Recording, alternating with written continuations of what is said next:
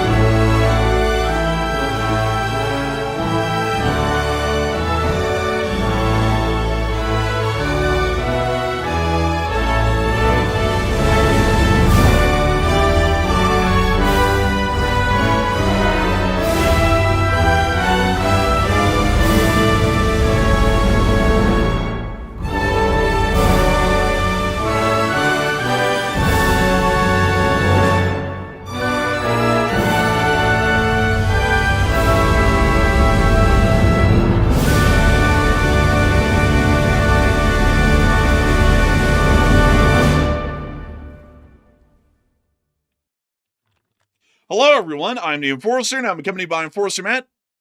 And good evening, folks. It's Enforcer Matt, and welcome back to day 1590 of the War News stream. And tonight we have very big news yet again. We are seeing that Russia is currently absolutely panicking because apparently they are wargaming a Ukrainian amphibious assault on Crimea that could be happening imminently, at least in the Russians' view. And on top of that, we just saw that Medvedev just came out and threatened nuclear weapons on Finland, and also a major Russian refinery was struck by the drones last night, and we have more footage of that this evening, and we are expecting a major Ukrainian attack at any point in the immediate future. And also, it's good to see you all once again. And of course, we're going to be covering the past 24 hours of the news from around the world, as we have been able to hear significant developments from mostly the war in Ukraine today, and some minor developments from the Middle East, as we have seen that the Russian Federation's position in Crimea is becoming so untenable that the Russian Federation is now planning and wargaming out a scenario where Ukraine may land forces on the peninsula and may start to push the Russians out entirely, given the fact that logistics and most armed resistance may be minimal across the entirety of the Crimean Peninsula.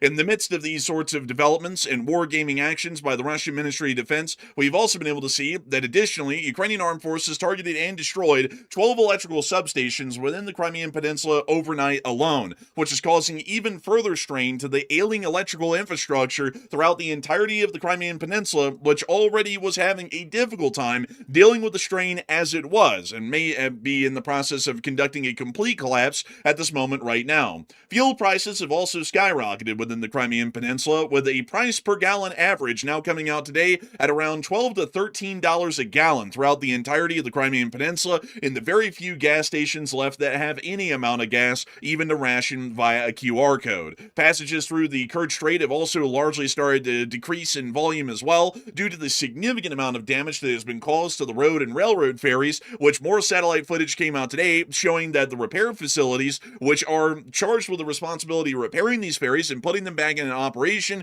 appears to have also been knocked out and heavily damaged by the Ukrainian armed forces as well. The situation in Crimea can only be described as a powder keg waiting to explode as far as the Russians' defensive posture is concerned within the area, and also due to the growing crisis of the millions of people that are still in Crimea that have no access to food, water, electricity, gas, or any other vital necessities of modern day life. We've also been able to hear that within the capital of Moscow, significant threats were levied at Finland today by Dmitry Medvedev, an advisor to Vladimir Putin and a former president of the Russian Federation, where he stated that now that Finland has joined NATO, they too have the nuclear bullseye put on them by the Russian nuclear armed forces. And it appears that while we have not seen a response from the Finnish government, these statements are certainly not going to be doing anything whatsoever to de-escalate the tensions. And it may be these very same statements, threats, and tensions that are permeating through the area that has actually led to Lithuania announcing today that they will now be lifting the restrictions in their constitution to allow for foreign bases to be built on Lithuanian territory from the ground up, and to possibly allow for the deployment of nuclear weaponry onto Lithuanian soil if they can find a host country that is willing to deploy them inside of Lithuania. The Lithuanian government has stated that this is a precaution to a potential war with the Russian Federation, and that they do not plan or intend on having nuclear weapons deployed inside their country within the immediate future.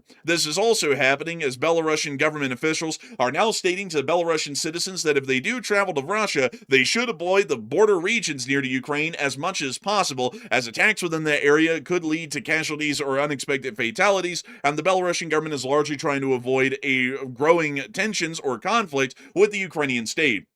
Significant attacks have also been conducted over the day against the Russian Federation itself, with some missile craters once again being seen on the outskirts of Moscow from last night's missile attack against the capital city, and the Kostovo refinery is continuing to burn in a blaze today after a successful attack last night, which was able to hit and target the critical refinery infrastructure at Kostovo. We've also seen that some Ukrainian drones in intermittent numbers have been flying already as far deep as Almatyevsk today, heading in their direction towards the Ural Mountains, and possibly all the way into Siberia. We've also been able to additionally see the Ukrainian armed forces have held the line today, inflicting significant casualties, resulting in the loss of a Ka-52 attack helicopter, and causing even further damage to the Russian supply lines that exist around the M14 highway and the Oblast of Donetsk, currently under Russian occupation. The Ukrainian government also stated that they will be retaliating to the Russian attack last night, and the reasoning that the Russians are using to attack civilians is much like we predicted yesterday, at least by the Ukrainian analysis, to try and attempt to cause enough terrorism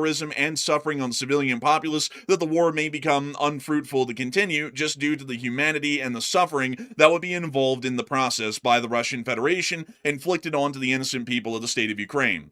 Inside the Middle East, we've also been able to hear that Syrian Interim Government forces are now once again engaging Druze National Guard forces around the city of Al-Suwaida as major conflict and clashes have broken out on the outskirts of the city, which can only be described as some of the largest infantry fighting seen in Syria since the end of the last Druze conflict, which occurred right after the end of the Syrian civil war. Additionally, it appears that the United States at some point had a concern that Israel may attempt to airstrike the Iranian diplomats and negotiators that were speaking to the United States recently, according to a bombshell report that came out today, and the Islamic Republic of Iran has finally held its official funeral for Santa Claus, aka Ali Khamenei, which was held inside of Tehran today. We've also been able to hear that apparently the U.S. is trying to dissuade the Iranians from using their toll booth by offering them cash incentives up front. But regardless, we have a significant amount of news to cover today, and we're going to be making sure to get through all of it, starting with our largest stories first, and then moving our way on down into the smaller stories throughout the night. But before we get into our normal broadcast, we actually have a news flash that's coming out at this moment. So Matthew, what do we got?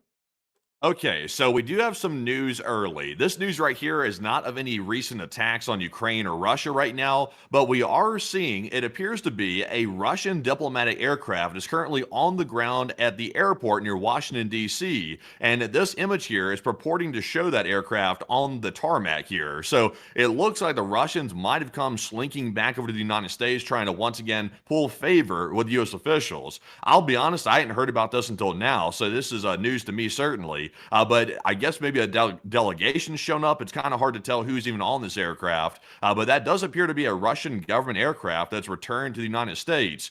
So, you know, it seems like the old tricks might be back on the table yet again. They're probably trying to play games from the looks of it. So kind of a secretive trip. I haven't heard anything about it.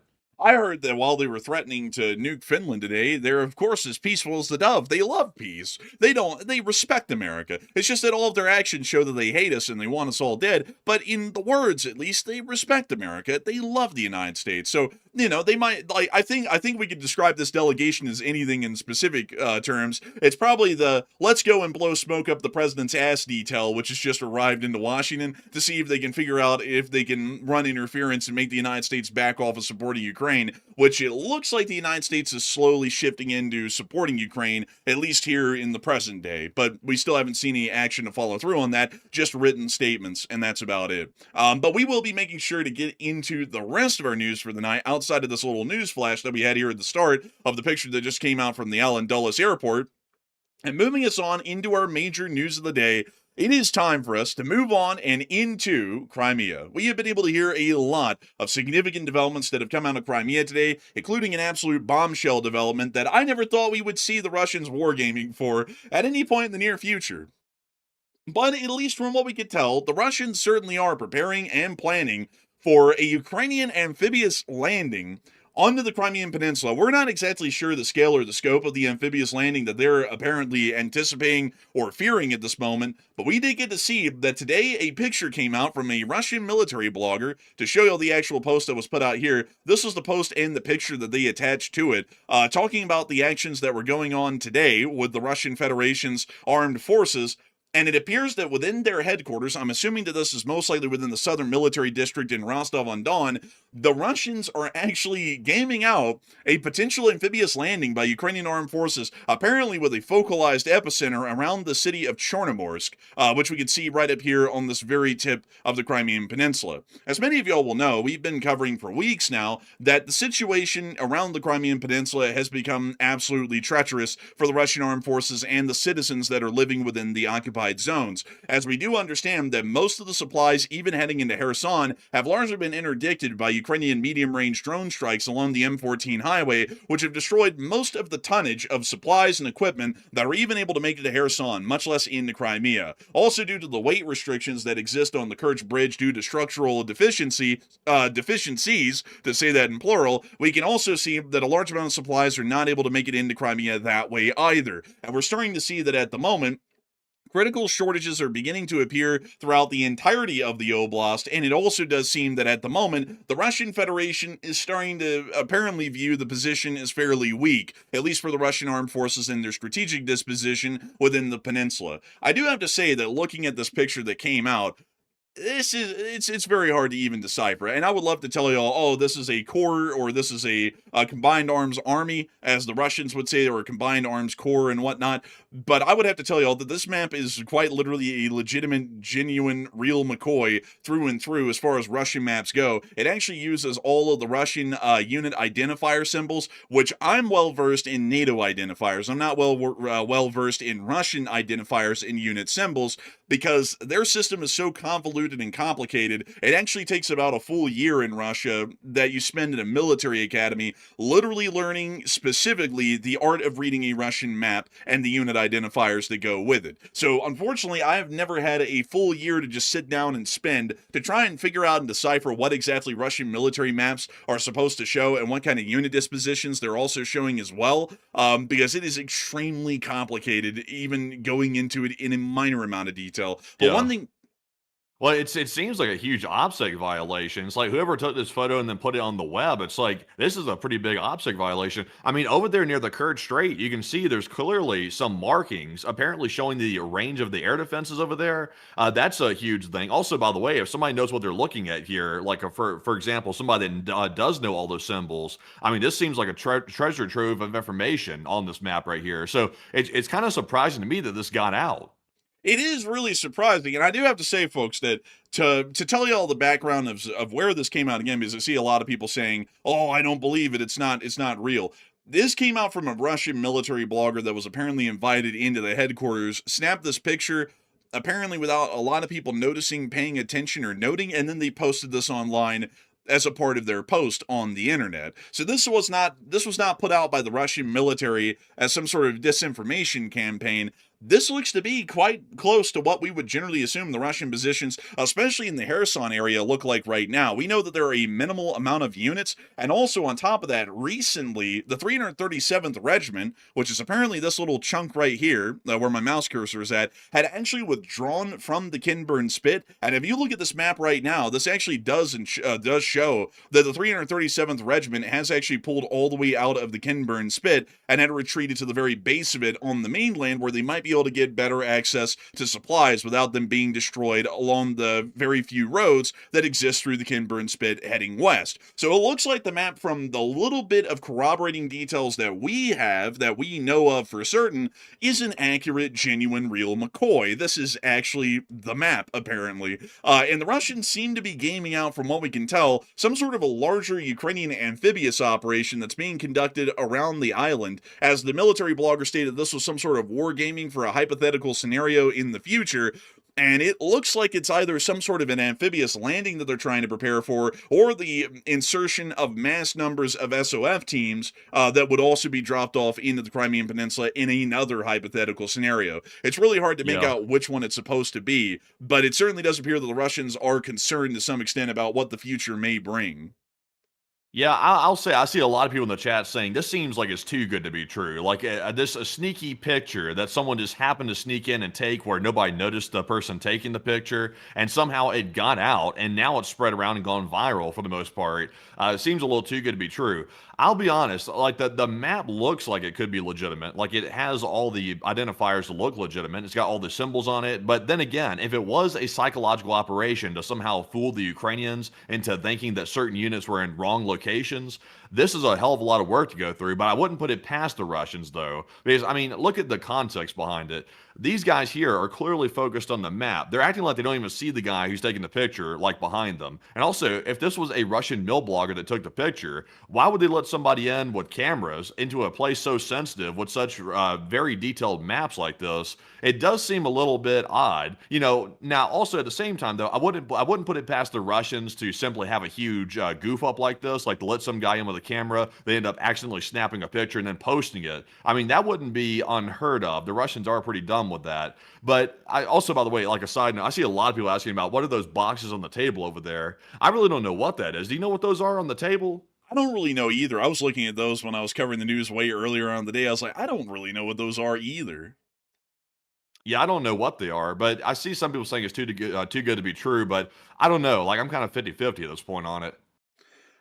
I would say that this thing is probably legitimate, because the thing about this is, and I see a lot of people saying, "Oh, this is bullshit. The Russians put this out to misinform people." About what though? Like really, what are they misinforming people about? There isn't really anything that they would be able to mislead anyone on, at least with this post, that would put them in an advantageous position. Because as if the military blogger statement about this is supposed to be taken as accurate, they're showing their defensive posture inside the peninsula, not their offensive posture. If you were trying to invade Ukraine, say, for example, and you wanted to misinform them about something, then you have a tactical advantage or a strategic advantage that you're able to get out of that, because you're misinforming the enemy. Some of y'all may know about Operation Mincemeat, where the British actually took a dead homeless guy from the streets of London, dressed him up in a military uniform, shaved him up, made him look really presentable, and then glued into his hand a suitcase that was filled with a whole bunch of false files and war plans about what exactly the British and Americans were about to do in an upcoming landing inside of Italy. And all of the information ended up being completely wrong. They stated in the war plans they were going to land at Palermo, not down in the area near to Pozzallo, where we actually landed, or Vittoria, heading towards Catania and on up towards the strait itself, trying to beat the Germans and the Italians there before they could even turn around and start marching back to where the U.S. landing was. And it worked. Before the invasion of D-Day, on June 6th of 1944, the U.S. and Britain went through an extensive amount of effort to create the Ghost Army and a whole bunch of false communiques to make the Germans believe that they were going to be landing at Pas-de-Calais. The Germans moved all their forces to Pas-de-Calais, and then we landed in Normandy.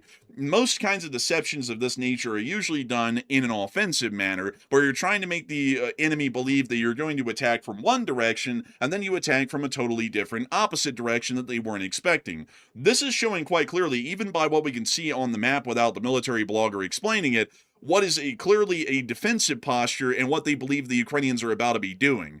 And that wouldn't really give the Ukrainians any strategic advantage at all if the Russians are saying we believe that they're going to be dropping off SOF teams or invading the peninsula at some point in the future. And reminding you all of this once again, because I think this might be so far back in memory that some people might not even remember this. But if you're saying that the Russians can't be this stupid, you do have to remember, folks, that there was a time at the very opening weeks of the war that a Russian commander was killed. I believe he was an entire regimental commander. He was killed on the way to Novikhovka, and the Ukrainians walked up to his body. He literally had a file in his dead hands. They pulled out the papers inside of it, and it was literally all the Russian offensive plans and the war plans they had for the next week, and the Russians still followed them out to a T from what we saw in the war plans that the Ukrainians got from that guy's dead body. So it's not entirely out of the question that in this sort of an instance, this is a legitimate map that the Russians put out, and they're apparently believing, and I would assume that this is really what this is, and more so leading into our analysis, that the Russians are concerned not really about an amphibious landing and a naval invasion by regular infantry or regular naval infantry of the Ukrainian armed forces.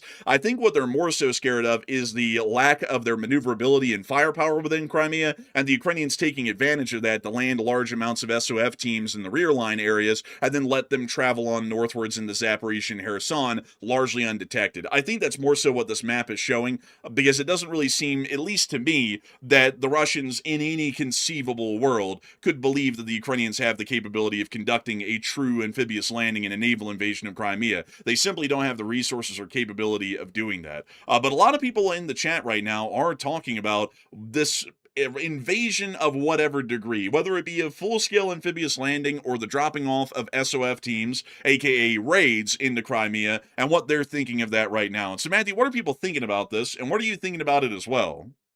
Okay, so for whatever reason, the map was put out, either an unintentional leak or either intentionally for some ulterior motive that the Russians put this out. We're now seeing that Russia is clearly preparing for some type of Ukrainian military operation on Crimean territory, and it looks like they're preparing for an amphibious landing in Crimea. So that's a pretty big fear right there that the Russians are having, and I think they're putting this out maybe to try to tamp down fears, or maybe do this for the Russian benefit, maybe for the public, so that way they start thinking that maybe there is a plan in motion. That could be it, but let's see what the audience is thinking. It looks like people are pretty much split on this one. 41% said limited Ukrainian raids are more likely than a full-scale invasion, while 40% of the audience said invasion is a realistic possibility, and 14% said Russia simply being paranoid about the entire thing.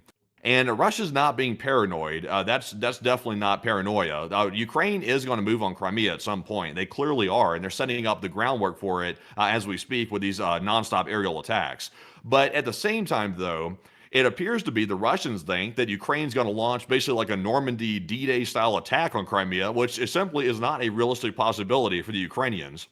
I would honestly say it seems to me like the Ukrainians have gotten in the Russians' heads so badly that they're thinking Ukraine has an ability that they don't have at this point. I would say the only realistic possibility here is Ukraine could conduct raids into Crimea, like with limited special forces, but we're not going to see a full-scale amphibious landing. That's just simply not possible. Ukraine doesn't have those type of resources, and it's just not in the cards. So I'm with the 40%. I think raids are likely, but not an invasion. But end goal is, I think these Russians might be putting this out for public consumption. It's probably to tamp down fears. But Enforcer, what say you? I would say that raids, significant large-scale raids, are highly likely even in the present day right now with how bad Russian forces are off at the moment. And if anything, if this map is trying to simulate or wargame out anything in particular, it's most likely trying to wargame out the fact that Russian units will be very limited in their maneuverability due to a lack of fuel, and also very limited in their ability to respond to Ukrainian SOF raids due to a lack of ammunition as well. And they're probably trying to figure out what in the world the situation is going to look like in the next coming weeks and months, considering that a lot of Russian coastal defense forces are greatly weakened in their posture and are not really able to respond or react in any significant way to Ukrainian SOF raids or also boat attacks as well. Because something else that is a little bit important to note here is that there are two little attack vectors down here, one near to Nova Fedorivka and Saki, and also one directly at Sevastopol. And if we were to assume, which I don't know unit identifiers once again for naval assets that well for Russian unit identifiers, but if we were to assume that these triangles with the cross on top of them are some sort of a naval vessel or some sort of a boat, we could assume that these are unmanned systems vessels or USVs that are attempting to attack facilities near to Sevastopol, which we've seen many a times, which would give us a good corroboration that's probably what that's trying to show, and also similar attacks that have been conducted along the coast near to Saki and Novofedorivka. That's not really out of the question, and we can also see that there are a couple of other different unit identifiers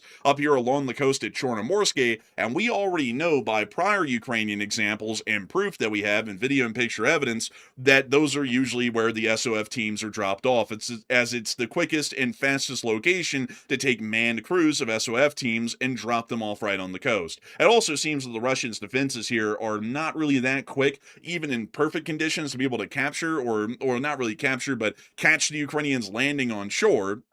And so I would say that this is most likely trying to war game out an increased amount of SOF team raids, and what the Russians might be able to try and do, or how they might be able to try and posture their forces in advance to be able to slow down these raids and their success rates, or to try and generally deter an increased number of raids by the Ukrainian armed forces.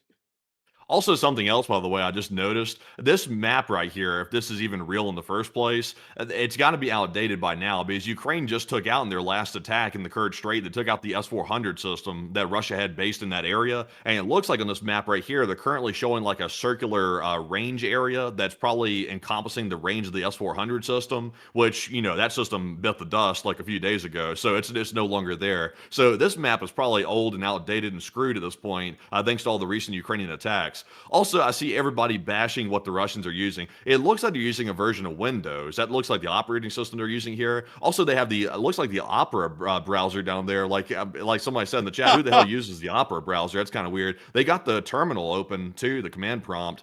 They've got a couple other stuff. The program they're using right here to show the map is some type of custom mapping software they're using right here, and they pull up their maps in it from the looks of it. But, you know, Ukraine has like hacked into a whole bunch of Russian systems in the past. Like the Russian MOD's been hacked left and right. That's how Ukraine got their hands on a lot of schematics for their weapon systems, is by hacking straight into that stuff. So, you know, it's kind of interesting that they're using Windows. At first, we thought this was Microsoft Paint when we looked at it. We're like, what the hell? They're using Microsoft Paint to do their military mapping? That's kind of wild, but it turns out it was something a little bit more, you know, allegedly advanced. But yeah, I would say, I don't know. There's something about this that just rings fishy to me. I'm not sure, well, if I can really put my finger on it, but something rings out fishy. I would say this doesn't seem too fishy to me. I mean, we've seen the Russians screw up in so many ways left and right, especially in operational security throughout the war. It doesn't really seem that out of the question to me that this could be real. And also on top of that, what advantage would it give them to show this kind of a thing? Because it's not like the Ukrainians are going to go, oh, yes, we finally just found this one air defense unit that's sitting right here near to Chornomorsk. They already know that by satellite photography that's given to them for free by the French. So it's not really like this map is going to be, you know, making the Ukrainians think, oh, wait a minute, there's like a whole bunch of extra regiments in this one spot that we never knew of. Oh, yeah, yeah. The Ukrainians already know that because they look at the satellite photography, they go, there's either a regiment there or there isn't because we can see it. Oh yeah, I don't think this is actionable intelligence for the Ukrainians. Like the Ukrainians are not going to be able to act on this, even if it was real. They're not going to be able to act on it because, you know, once again, they really can't verify the source of it. So, you know, they really need to know where it came from first to really like use it in the real like field situation. But you know, I would say when I say an ulterior motive or it sounds fishy, I mean like there might be an ulterior motive for putting this out. It's not really, like I said, actionable, but it could be like a psyop, like for the Russian public to think, oh, look, the Russian military is actually wargaming a plan to protect us in Crimea. They're not just sitting back and taking it easy while people get picked off in Crimea left and right. It could be for public consumption. Maybe, but what kind of public consumption would ease your concerns if the map, like with a layman's look at this? I mean, like even our first glance of it, it looks like a naval invasion's about to hit Crimea, and who in the world would go, oh, you know, I feel really assured, you know, they're on top of it. Naval invasion's going to happen, though. Like, you know, usually you want to assure them by going, nothing's even going to happen down here because the Ukrainians can't touch the place outside of the drones. But this map makes it look like they're about to be conducting D-Day up there near Chornomorsk. And it's like, to me, if I was a Crimean, this wouldn't really be allaying any of my fears. I'd be going, oh, damn, like, there's about to be a battle on our coastline, like, in between the actual troops here soon, if this map is what it looks to be.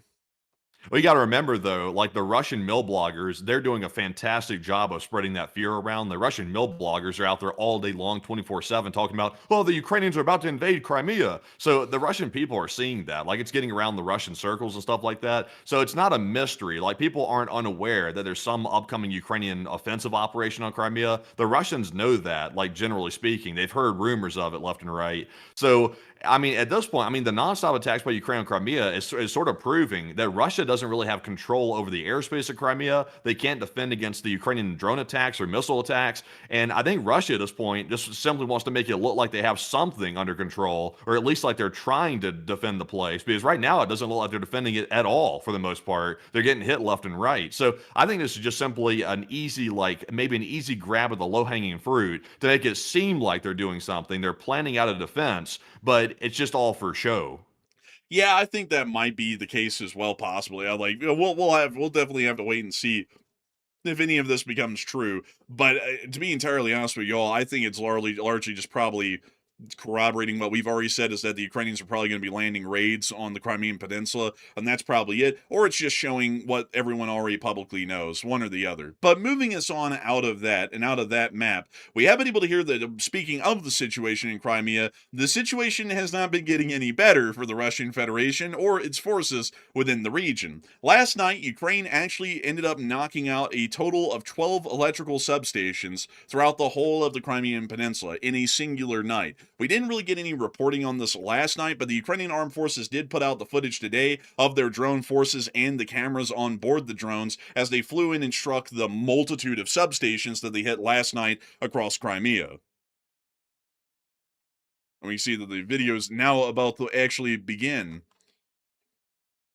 And we can see the electrical substations being targeted one by one. Some of them smaller in their power distribution capabilities. Others were largely strategic in size and probably distributed power to a larger area. The Ukrainians have been conducting a pretty significant campaign at this point against the Russian substations within Crimea to try and knock out electrical power to most every region of the peninsula. This is somewhat important for strategic reasons, at least at this point, because knocking out the power throughout Crimea makes it difficult to operate a multitude of different sorts of systems, especially for the Russian armed forces, which do rely on the electrical grid in Crimea to an extent to be able to keep running. Not only that, with this compounding on top of the fuel crisis and the lack of basic goods, this is also making it even more challenging for the Russian Federation to allow for civilians to stay inside of Crimea without conducting a full-blown evacuation of the people that live there. And that also will be very resource consumptive once the Russian Federation announces that they're conducting full evacuations of the civilians from the Crimean Peninsula, most likely to just leave behind the very little Russian coastal and air defense forces necessary to be able to try and hold down the peninsula and stop the Ukrainians from pretty much dropping off SOF teams there completely unopposed and making their way into the rear lines further north in Kherson and Zaporizhia and weakening the Russian forces up there so badly that they might end up suffering a complete collapse in a very quick amount of time. We see them. Substation after substation, no electrical infrastructure is safe. It's really wild too that they warn all the time. Like people don't understand. It's like this type of infrastructure right here. Like even in a country at peace, like not in a war, like you got to protect your infrastructure. Like you have to put up fences around it. You have to have security. You have to make sure you keep people out. But I mean, this is a whole nother level of threat right here. If you have drones flying in and just smacking right on it, left and right, and pretty much all your substations, your whole infrastructure comes crashing down. Yeah, it's pretty bad. It's not. It's definitely not good, especially for a peninsula that is a support base largely for the Russian forces in the war. This is not a good look. It's especially pretty bad to show that the Russian armed forces really don't have any way to speak of at this point to be able to try and defend or stop these Ukrainian substation and power station attacks throughout the whole of their territory. The Ukrainians can easily conduct these attacks inside of mainland Russia like they could in Crimea and the rest of the occupied territories. You know what's also really scary is when you watch the infrastructure getting hit left and right like this, and you see Ukraine having to physically like hit it with explosive drones. Imagine if the U.S. and China ever went to war. A lot of it would be done via cyber warfare, like in the initial opening like stages of the war. Like there's a lot of dormant malware that exists in Chinese systems and American systems that can pretty much disable huge swaths of the grid to a large degree. Ukraine and Russia really don't have that like level of sophistication when it comes to that kind of stuff, but China and the U.S. does. Yeah, we really both do, and that would be quite concerning, scary, and interesting to see what would happen in the opening days of a conflict between the U.S. and China. It probably wouldn't look too good. We'd probably be off air along with all of y'all, unfortunately, for the first opening days of that conflict, because probably most of the internet infrastructure in both countries would probably be knocked offline in the first opening days and would have to slowly come back online afterwards.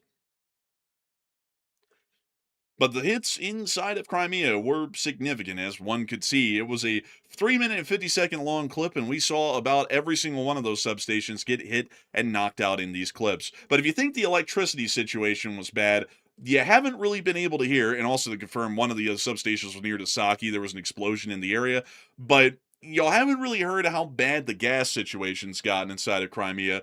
Allow me to come to this video to show y'all the price at the pump today inside of Krim, which is Crimea.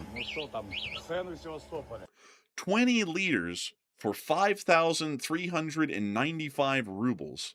That averages out to roughly almost $13 a gallon in Damn. price. So wait a minute. So we'll see here. 20 liters to gallons. So the dude has 5.2 gallons right here, and it costs 70 USD. That's insane. That's absurd. It's nuts. Like, it's unbelievable. You see, of course, he's in shock. I mean, like, but this is the very little fuel that's left in Crimea, and this is the price that it's going at. And we see the line going on forever of everybody who's lined up to get ripped off today at the pump. Right now, to give you all the exact numbers, according to NOAA reports, gasoline prices in occupied Crimea have jumped to 260 rubles per liter, compared with a pre-crisis Russian average of around 70. That equals roughly €2.93 a liter, or $12.70 per gallon, which is around 71% above the EU average, higher than Denmark even, and over 3.3 times the average of the US gasoline price in the present day, which is the highest gasoline prices we've seen in the United States in modern history. It's unreal how bad the situation's getting inside of Crimea. And of course, we don't even have to go with further explanation on this. Most other supplies in the region have also stopped as well. Most transportation has also ended and ceased as of about a week ago.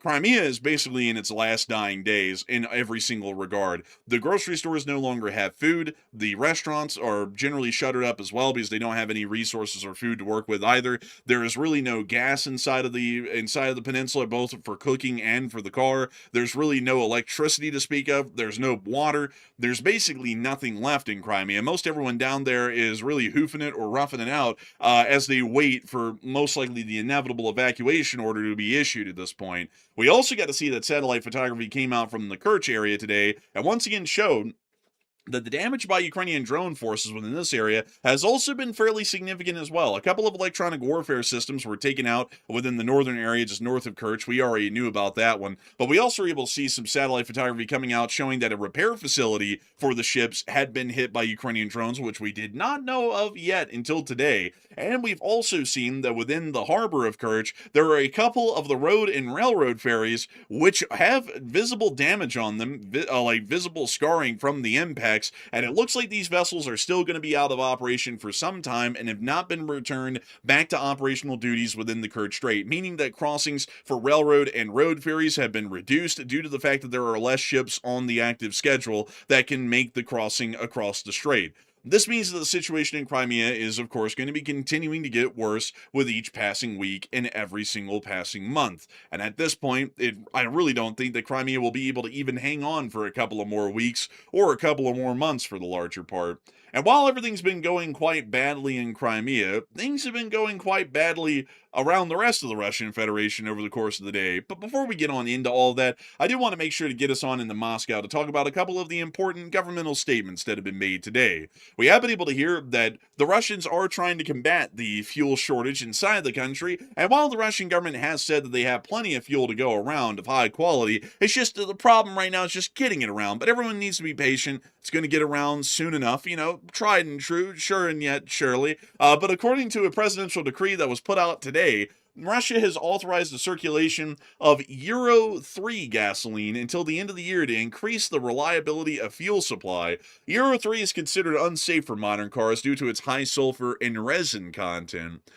So they're putting out basically crap gas to try and shore up the deficiencies. I guess is the best way to say it. They're getting that off-brand Temu gasoline to try and keep the country running for just a little bit longer if they can. And just to show y'all here, just in case y'all are wondering it, this presidential decree was issued on the 2nd of July. That says right there, I believe it's like Woolly 2026. This is presidential order number 825 right there. So that was issued today as a presidential decree within the Russian Federation.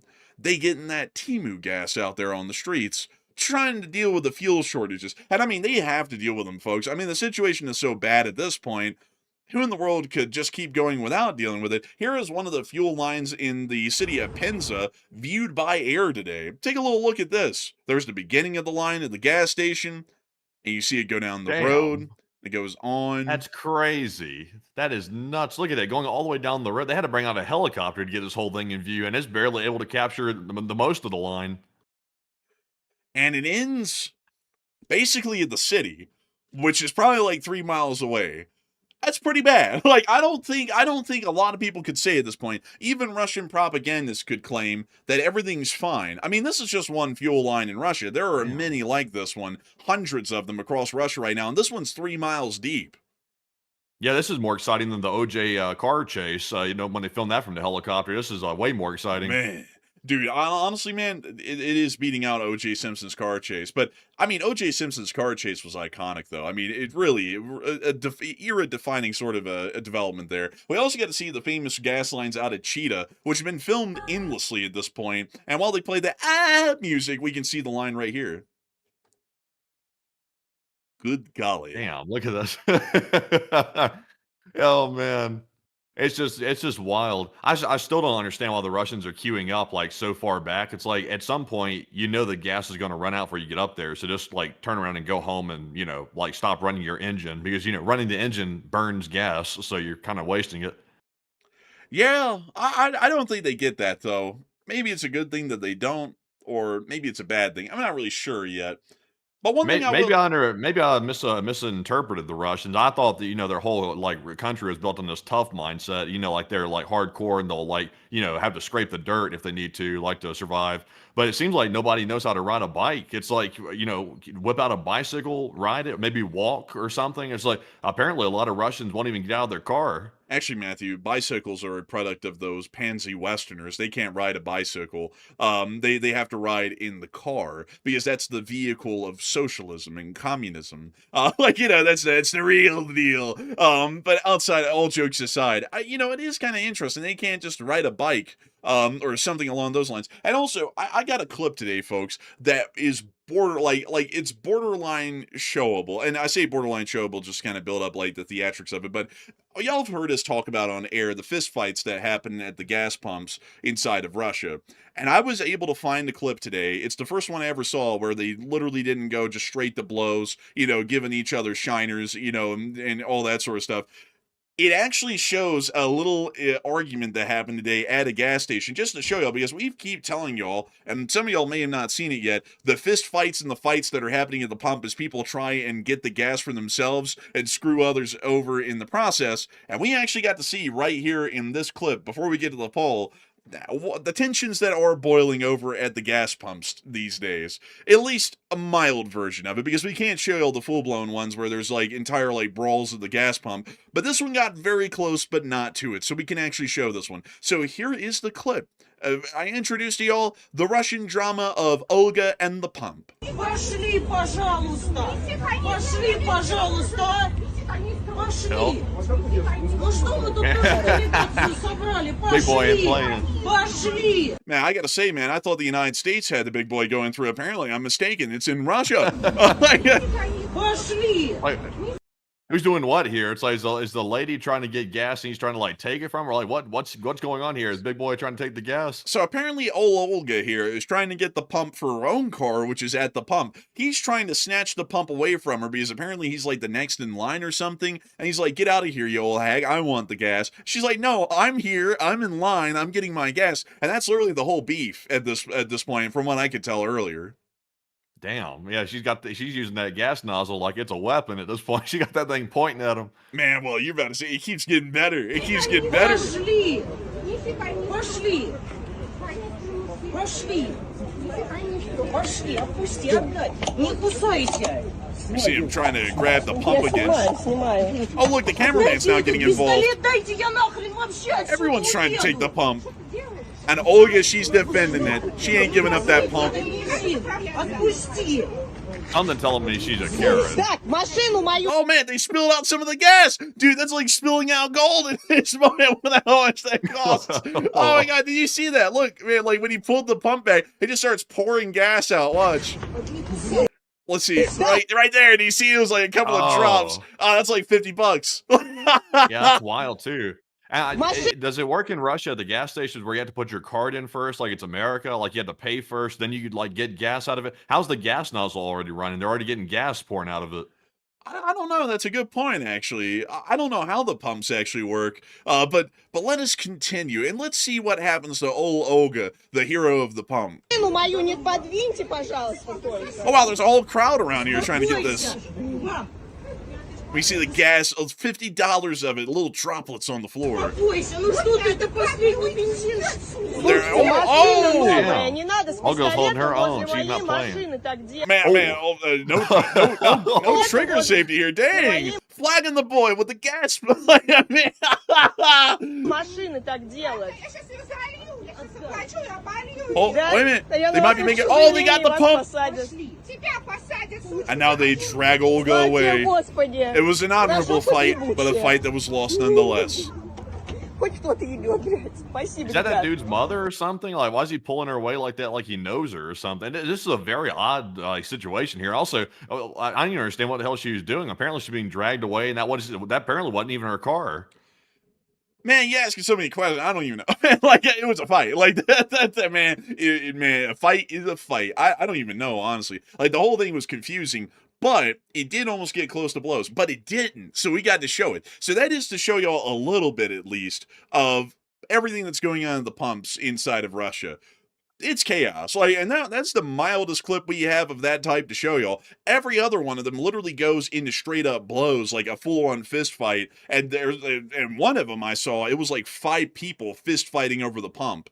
It's insane what's going on in Russia at this point. And as y'all can tell, the country is on the very verge of losing its mind over the gas situation. And so this brings us now to the poll. Are people thinking that introducing that resin gas or that diesel sauce is really going to be helping out Russia at this point, or are they still screwed? And Matthew, what are people thinking about that? And what are you thinking about that as well?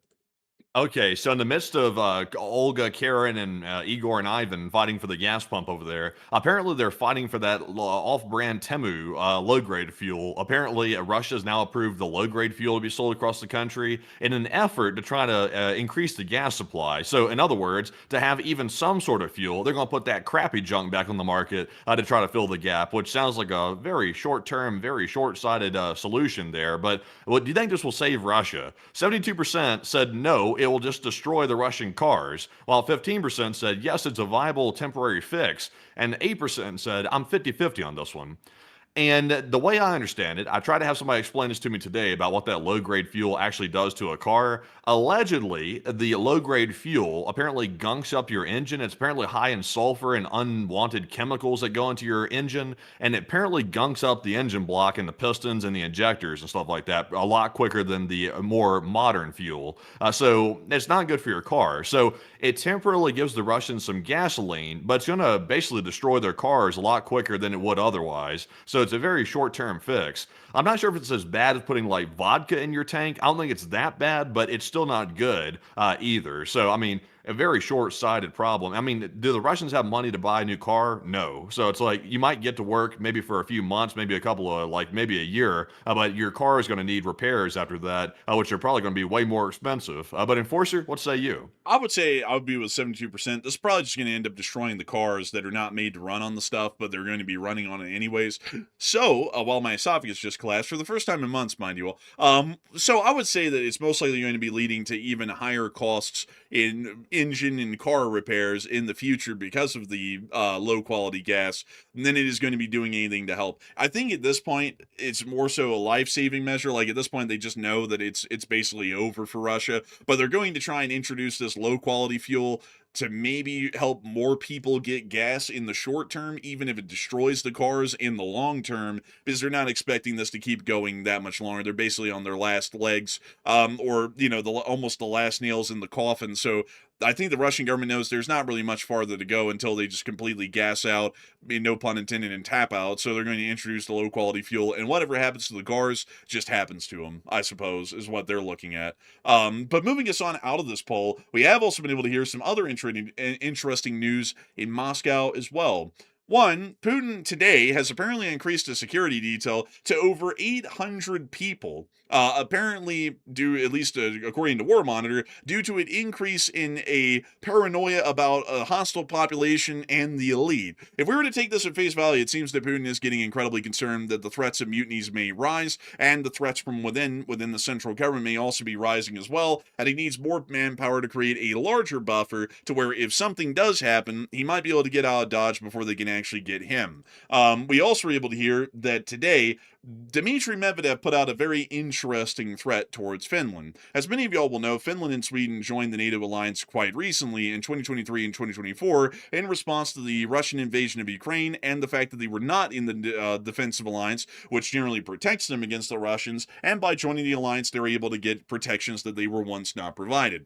Finland and Sweden both rapidly joined the NATO alliance and have been NATO members for about a year or two at this point, depending on whichever country we're talking about. And it appears that Dmitry Medvedev has stated today, as far as Finland's announcement of its lifting of a ban on hosting nuclear weapons, which came out a little while ago, and I believe that we gave it a brief coverage on air, but Finland has actually passed a law which does allow for nuclear weaponry to be forward deployed by a nuclear-armed country inside of their territory as a effective nuclear deterrent against the Russian Federation and a possible armed invasion inside of their country. Nobody has based nuclear weapons in Finland yet, however, from what we know, and they would have to have a host state.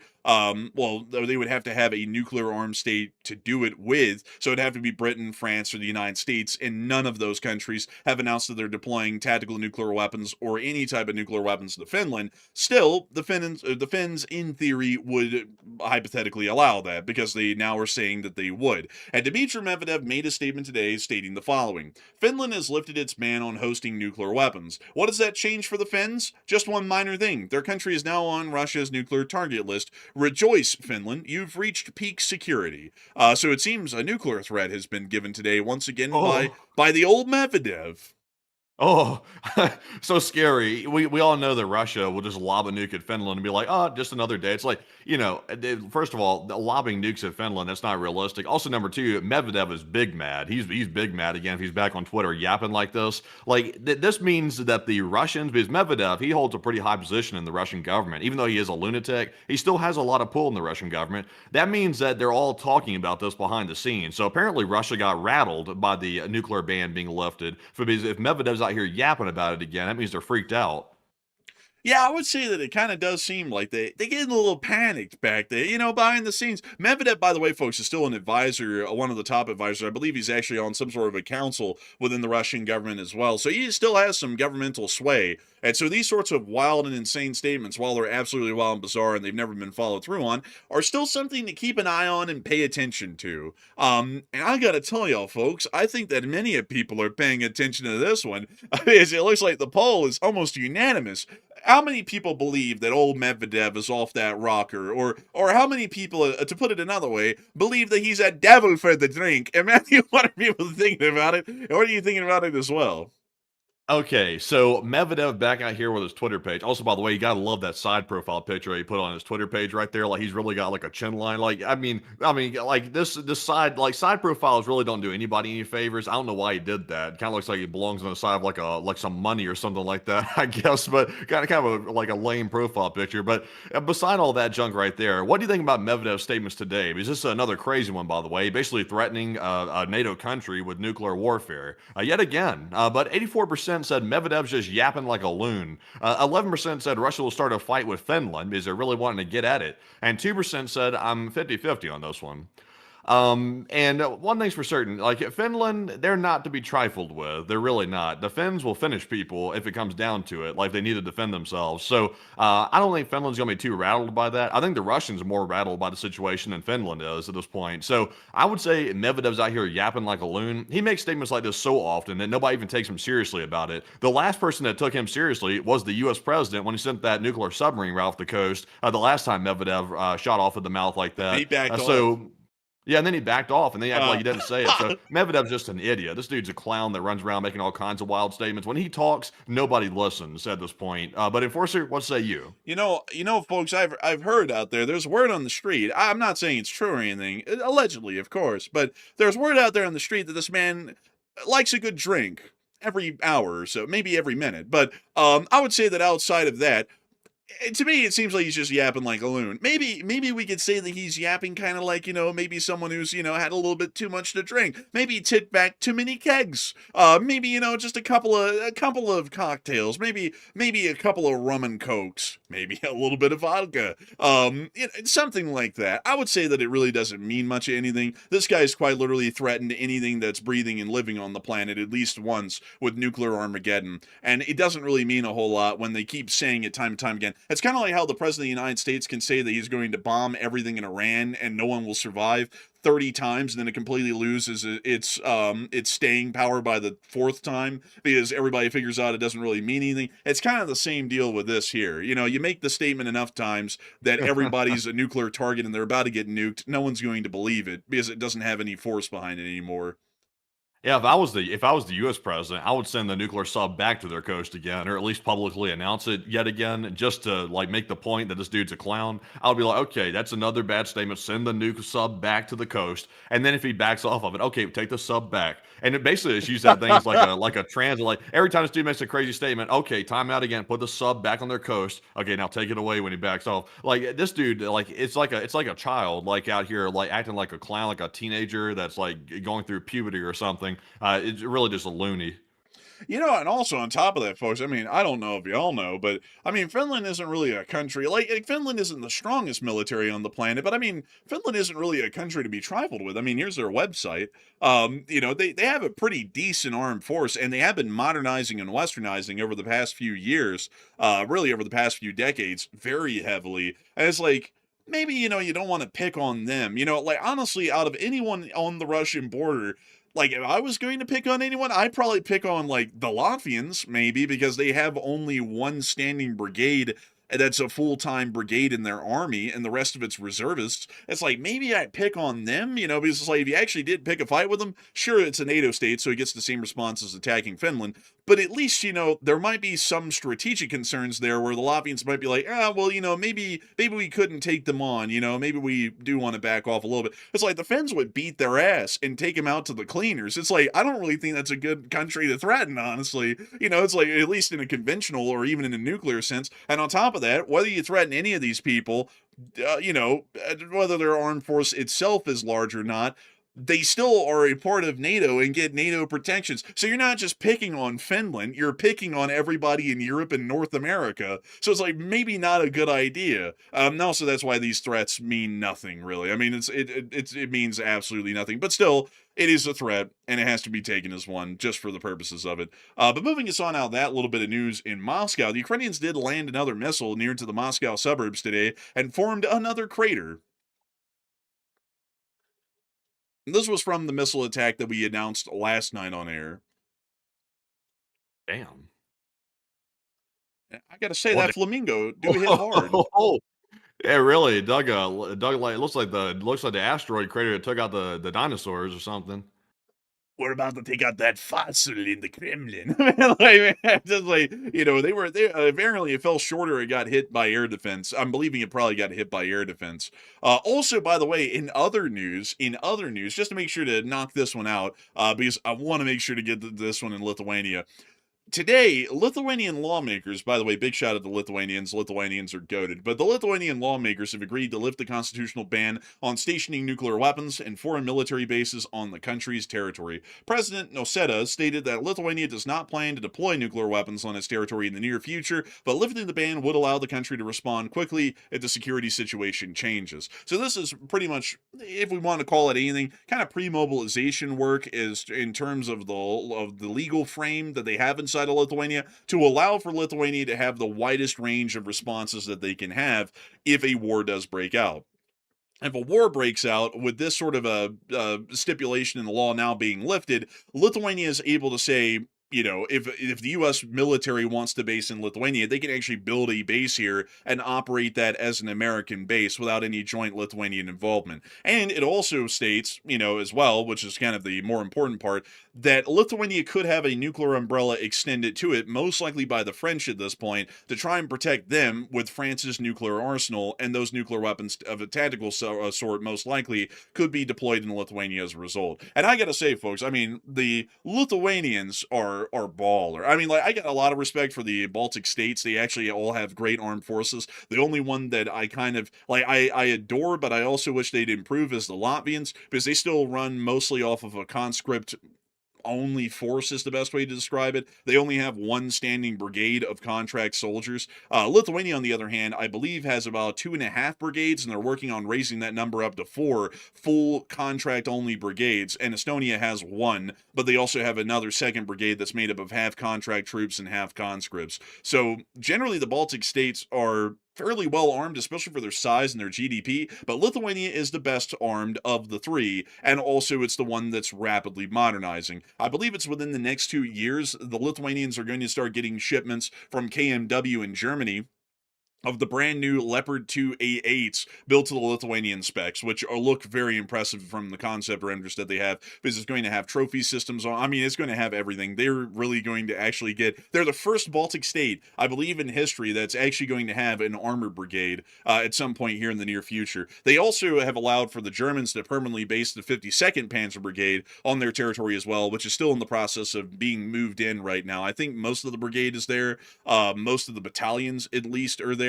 But they're still trying to get the full brigade force into the area at the new base that they're constructing in Lithuania. So they've been working incredibly hard on trying to get ready for what is to come, and lifting these sorts of legal restrictions are also incredibly important, and making sure that Lithuania has the full range of responses that it can have, and that its allies can also have the full breadth of an ability to respond to an eventual Russian attack, considering that Lithuania is pretty much right on the battlefield of the Suwalki Gap along with Poland. But moving us on out of Lithuania, and that really cool news that came from there, we've also been able to see, moving us on into mainland Russia, that the Russians have not been doing all too well with those oil refineries, say.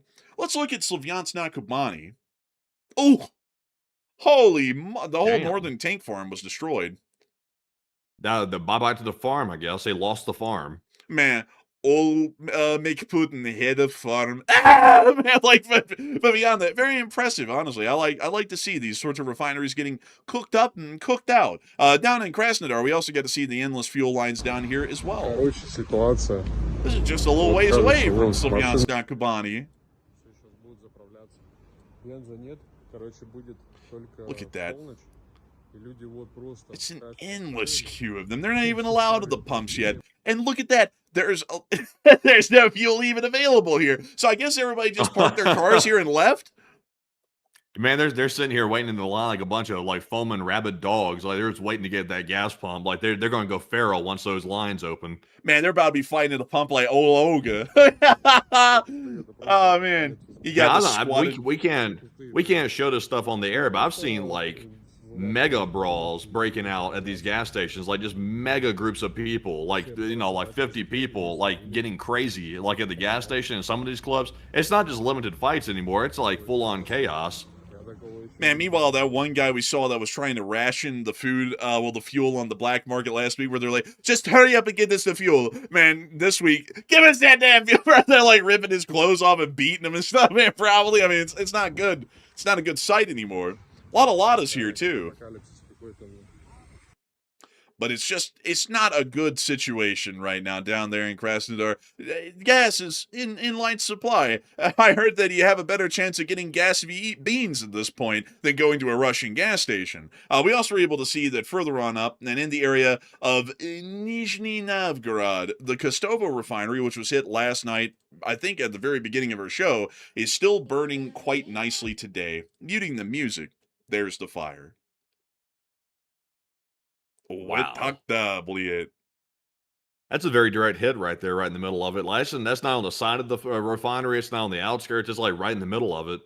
Man, smack dab. You know what they always say in real estate, Matthew? Location. And it looks like the Ukrainians are really good at real estate. I mean, they got the location down pat. Yeah, the Ukrainians made the Russians an offer they couldn't refuse. Man, I guess you could say the real estate in that area isn't prime, but the stakes sure as hell are. But They sent in Luca Brasi. hey, hey, hey. Я тоже, кстати. Капец. Огонь кажется нереальным, да, как будто графика какая-то. Ага. You can tell that dude talking in the background. He really thinks he knows what's going on here. You heard him back there like Utah. He was a town crier. He was a town explainer. Bro, you said, looking at Brasi. Like, bro, I was like, yes, go tell everyone in town to go tell them, son. I'm sure you know all of it. But let me see if I can show y'all, geolocate for y'all where this was, like the hill to the. Oh yes, they were coming down this hill. Well, let me make sure. There isn't another street nearby that they could have been coming down, could they? Any pipeworks nearby to any of these roads where I could get you all an exact geolocation of where that person was when they filmed this video? And unfortunately, it looks like I might. Oh, wait a minute. Oh, bleh. Oh, wait a minute. No, actually, no. No, sorry. I won't be able to find y'all exactly where that video was filmed from, the first one at least. But it does appear that the Kostovo refinery is clearly on fire. We do know the look at Kostovo, and that is Kostovo, without a doubt. Moving us on out of Kostovo and that nice burning fire there, we have one more clip to show y'all. The Ukrainians have not conducted their humongous reprisal attack for the Russian attack on Kyiv yesterday, but we did see that a couple of Ukrainian drones were launched through the day. No large wave of them, though. And an AN-196 Lyuti, the long-range attack drones, was actually seen 1,000 kilometers inside of Russia in this clip, near to the town of Olmytyevsk. There it is. It's like a free air show. Wings over the Wasatch. Just flying into the airspace completely unopposed. Bye-bye, drone. It's going to Chelyabinsk.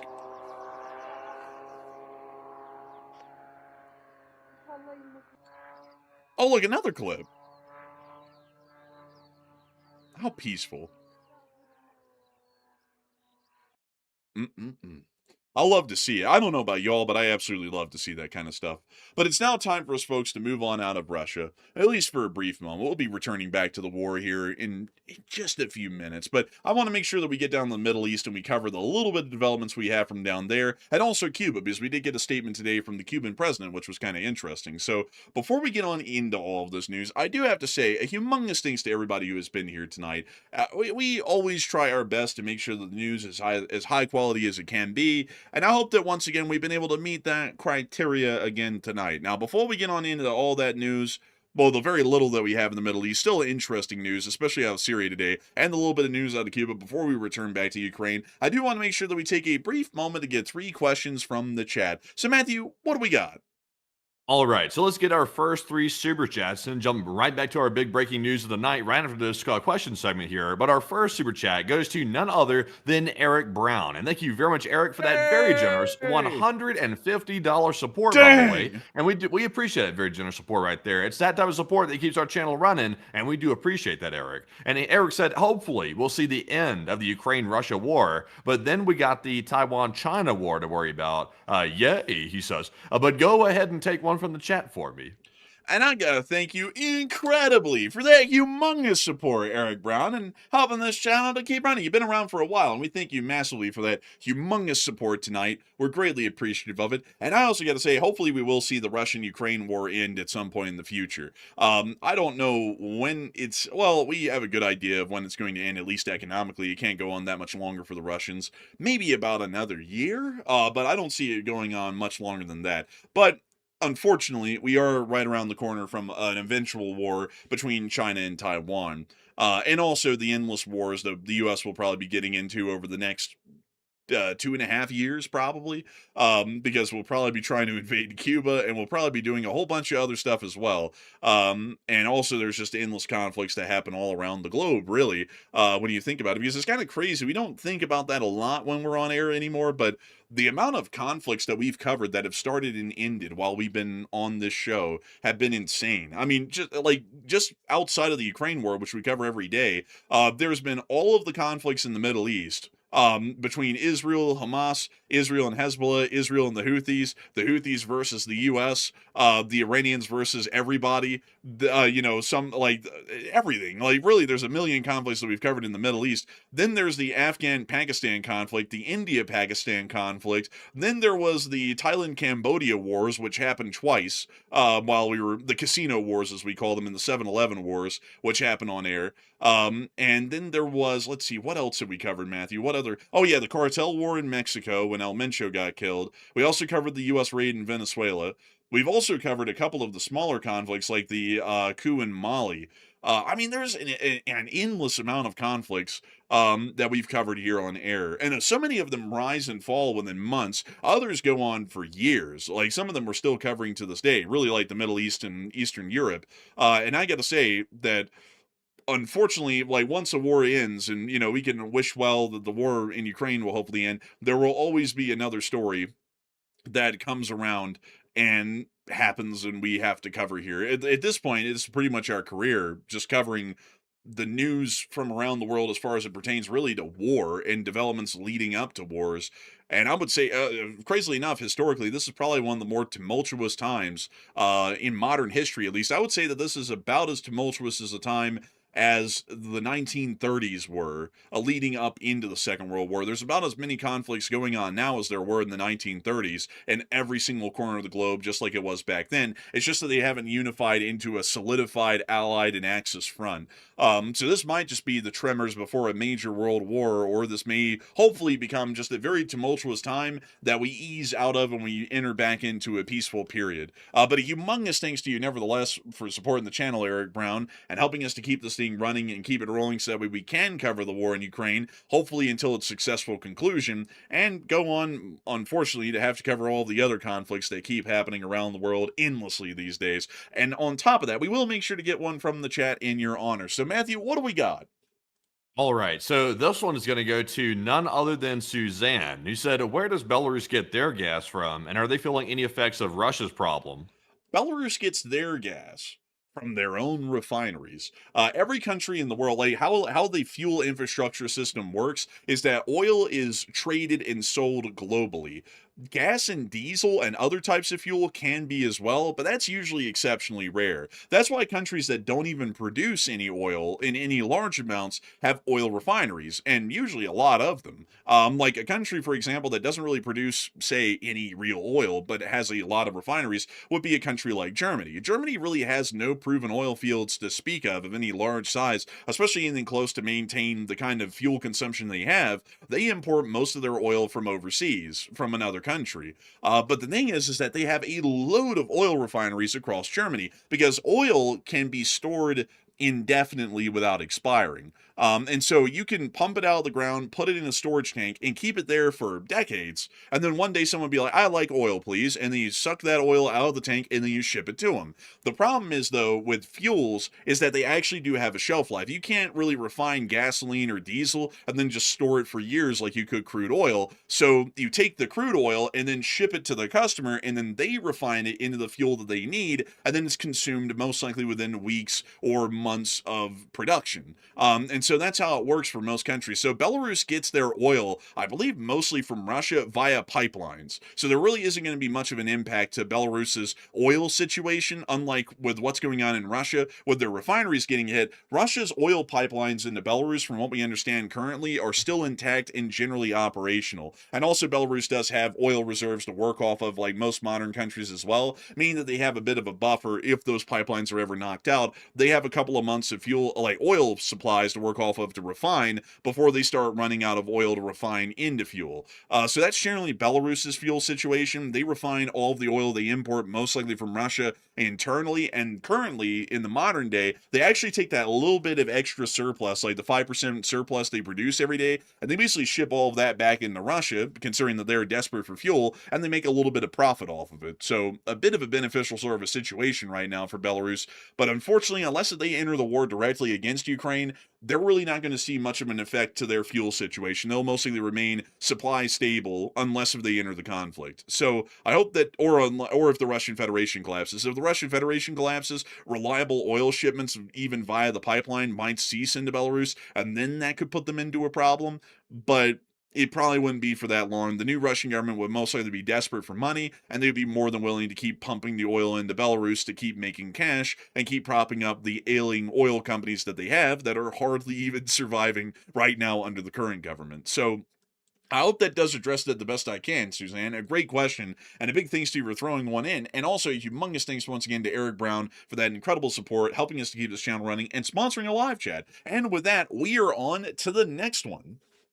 And our second super chat of the segment goes to none other than BC Skyman. And thank you very much, BC Skyman, for that very generous $105 support right there between 3 different super chats. And we do appreciate that very much, BC. And also, it's good to see you once again. I would imagine with the heat, you're probably busy as hell right now, would be my guess. Because I would imagine that the AC business is probably popping off worse than the wars are popping off at this point. Also, by the way, side note, since BC is in the air conditioner business, I don't know if you've seen it or not, but in Britain, they're having the AC wars, basically. Also, in France, they're currently fighting for air conditioning units. Like, they're actually getting in fist fights inside the stores, like trying to buy AC units to put in their places. So it's a mess over there. I'm glad that America has AC all over the place, because I would hate to be over there and be hot like that with nothing. But Enforcer, what say you? Man, it's bad over there. I mean, it's really bad. Like the Parisians are having a really rough time of it. Have you heard about the problem they're having in a lot of those Parisian like rooftop apartments, like the little ones that they have? Yeah, they're trying to get AC and they can't get it. Well, no, it's wild, man. Like, it's insane. The roofs in most of these Parisian buildings, like 80% of them, like up there, they're made like, I don't think this one would be the example that I'm looking for, but there's probably one around here somewhere. But they're made of zinc. And so it's like a little oven up there in those rooftop apartments that exist like in these little areas right here. And so people are literally boiling in them. Like, it's insane. I watched I watched a little news clip on it yesterday, and like the temperature in some of those little apartments is like 120. Yeah, basically they're baking croissants and baguettes in people's apartments now, but it's not the bread. It's people are cooking in their apartments at this point. It's really bad, really. Like, I hate it for them, really. But they're just not built for heat like that. Like, these countries are just not used to it. It's just not usually that way. But something's happening that causes it to get hot. Sounds to me like Oh shit! the climate. Like, I'm gonna stop there. It's gonna start a firestorm in the chat, and I don't want to upset anyone. I mean, sure, the world's getting hotter all over, and it seems like the winters are getting more extreme, and the summers are getting even more extreme. But what do I know? I mean, that clearly doesn't indicate climate change. There's just hot seasons and cold ones. It's just that they're becoming a lot more erratic and weird in the modern day, which is clearly not related to anything that we might be doing. But beyond that, though, I gotta say, it'd be tough. I mean, and also, by the way, just to let you know, I think 1,000 people have died in France at this point from the heat wave. I mean, it's been a mass casualty event in the entirety of France from this heat wave, and it's pretty bad over there. Luckily, in America, we believe religiously in air conditioning. Everybody in America has an air conditioner. Even in places like Minnesota, I believe, there are air conditioners, which is kind of a lucky thing for us. But even still, I don't know if y'all have heard, but the mayor of New York, did you hear about this today? The mayor of New York actually said said that everybody needs to raise their ACs up to 78 degrees so that way they could try and not overload the power grid because of how bad the heat wave is that's coming, and they don't want the whole grid to go out where nobody has any cooling abilities because there's no electricity. Did you hear about that today? I think I heard something about it. So you're telling me that we can build all this power infrastructure and restart entire nuclear like power plants to power AI, but we can't power our homes with AC? What are we doing here? Oh, well, I mean, the data centers are clearly more important. The cute cat pics are better than not dying from brain Yeah, swelling really, in your man. sleep from the heat. Clearly more important. Apparently the servers are more important to get cooling than people at this point, and the people are paying. The AI's not. Yeah, I mean, I mean, I guess if you make a good cute cat pic, you can get all the electricity you want. If you can't, die. I guess I don't know. Like it's like just fall over of a heat stroke maybe. But beyond that though, I got to thank you incredibly for the support, BC Skyman, and helping this channel to keep it running. Because while you didn't throw in a comment, your support helps us to stay alone on air, and we greatly appreciate you for always being here. You're an amazing viewer, a pillar of the community, and also.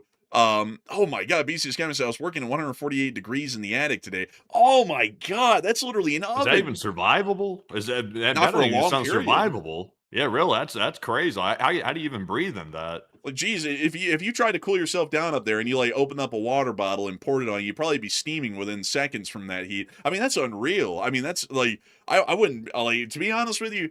I wouldn't be able to handle that kind of heat, BC Scamming. You're made of like what's heat resistant? You're made of like plasma or something because I don't know how Aerogel. Aerogel, yeah, the aerogel plasma stuff, I believe, but you got to be made of that stuff because I wouldn't be able to handle a heat like that for long. It would conk me out. I'd be dead up there probably. But still, that's insane. But I got to thank you incredibly for the support, BC Skyman, and I hope that you stay hydrated, you stay cool, and hopefully you help all these people to keep their ACs on because AC is truly a lifesaver in the South. Luckily out here, as y'all can see, it's 76 degrees in Salt Lake City, and it's been very mild around here for the past few weeks. There was a week where it got up into like the mid 90s out here for a little bit, but since then it's been pretty mild, and I've been pretty happy about that. But down in the South, we lived in the South our whole lives, and I can always say the weather out there is lethal in the summer, especially in the midday. It's the worst. But a huge thanks to you so much once again. I hope that does address that well. And with that, we're on to the last question of this segment, and then we're going to be on into the rest of the news for the night. All right, so the last one goes to Renatas Yerxitis, and thank you very much for that $60 support, by the way. And let me know if I got your name somewhat correct, at least somewhat, like maybe 75% correct. But we do appreciate support very much, very generous of you. They said, let's say Belarus joins the war to help Russia win the war. How or would they share their territory, and what possible outcome is most likely to happen? I would say that if Belarus joined the conflict, they're probably not going to join it in any direct way where they do the fighting. They're probably just going to join it the best way to say as a host nation for Russian armed forces to operate from their territory. They really don't have a military to speak of in any literal sense. Like, if you say, oh, let's whip out the Belarusian infantry, you're going to be hard-pressed to find them. The Belarusians only have 4 active infantry regiments in their entire armed force, in their entire army. So most of it's support-based for the Russians, so that way they can support the Russians in Belarus when they go there. So if Belarus joins in, there really won't be a lot of bloodshed on the part of the Belarusian people, at least from what we assume. There would be a lot of material economic damage from Ukrainian long-range drone attacks, but outside of that, Belarus would probably maybe get some reparations from a puppet government if they somehow joined and then the Russians won the war as a result. They might get reparations from the Ukrainian puppet government that they install inside of Ukraine, and maybe some additional benefits as well, but probably not a whole lot, honestly. There really isn't much for them to stand to gain from helping out Russia in the war, rather than Lukashenko maybe staying in power, considering that Putin is basically the one that props up Belarus and its people. So I hope that addresses that the best I can, at least in my opinion. Honestly, a great question, due to the fact I really can't think of much more, maybe than possible reparations in the future that could be paid back to the Belarusians by a puppet government that they could get. There's really not a lot for them to get in the first place. That's kind of a great question that is almost a rhetorical one at that point. But a huge thanks to you so much once again. I hope that does address that incredibly well. And with that, it's time for us to get on into a little news flash. It sounds like Belgrade is getting its bells rung. Matthew, what do we got out of that? It looks like some of the Ukrainian drones that were launched before we went live on the stream has apparently reached Belgorod, and we're seeing some videos and pictures coming out. It appears to be one single location that's been hit inside of Belgorod. It's a pretty serious fire on some location. Sadly, I don't know what has been hit. There is an up-close video showing the fire in the most recent post I put out. See if you can tell what that is. I hear another drone flying around the back, though. I don't know what that is. Let's see another. And that doesn't really. I don't know. It's very small. Like whatever it hit, it's like a small little fire. It looks like it might have hit in possibly a commercial or an industrial area, so it must have been something relating to probably components for missiles or weapons, would be my guess. Wait a minute. Wait. Hold up. There was a restaurant in that video, wasn't there? Hold up. Let me look at this. Let me bring this back on screen. I just had an epiphany, folks. That is called the KAM something pub. It's got a little train on it. The comma something pub. Let's pull up pubs in Belgorod. We could find this actually. We could find this. So let's see. Pubs in Belgorod. Hamilton, is this? It is Hamilton's pub. Okay, so we have it. We have it right here. So this is the building actually. Let me make sure to check. Yep, that's the same one. Little train on the side. Well, Hamilton's pub. Look at that. They got some Guinness up in there too. It looks like.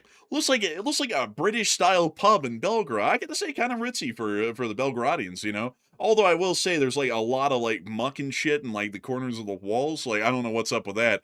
But you know, still a little interesting spot. So this is Hamilton's pub right here. So if we can get down on the street view, we're gonna get down to the bottom of this, folks. So we can get on the street view here. So they're looking at it from there. So they're looking at it from down the street. Let me close this out and get a little bit further down the street so that way we can try and get the sight line here. All right, so Hamilton. So they're on the sidewalk on the side over here. So they're like about over here near this building. They're looking over there, and the fire is that way. Okay, so if we That's a refinery back there. It looks like a refinery. No, it's not a refinery. This is what is this place? This looks like almost like a like a cement factory or a metallurgical plant. It's like something of a mix. I can't really tell what this is, but it's this big industrial site back here that's on fire because it's literally right behind this. Is there anything in between that is flammable that could burn like that in a little epicenter? There was a pinpoint right there that had something tagging on it right there down below. You see that little tag down there? It's like something like, look at that. Reactive. What the hell Oh, is I that? think there's a little industrial park down here. Oh. Maybe it's this marker up here. No, it's not that one. This is a carpet cleaning service. It's this giant factory. Matthew, see it? Oh, hold up. Wait a minute. Is this it?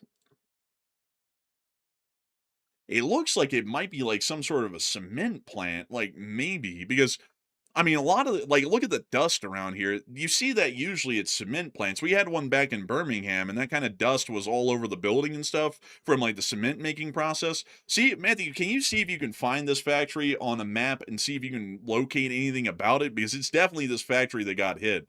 Something on it.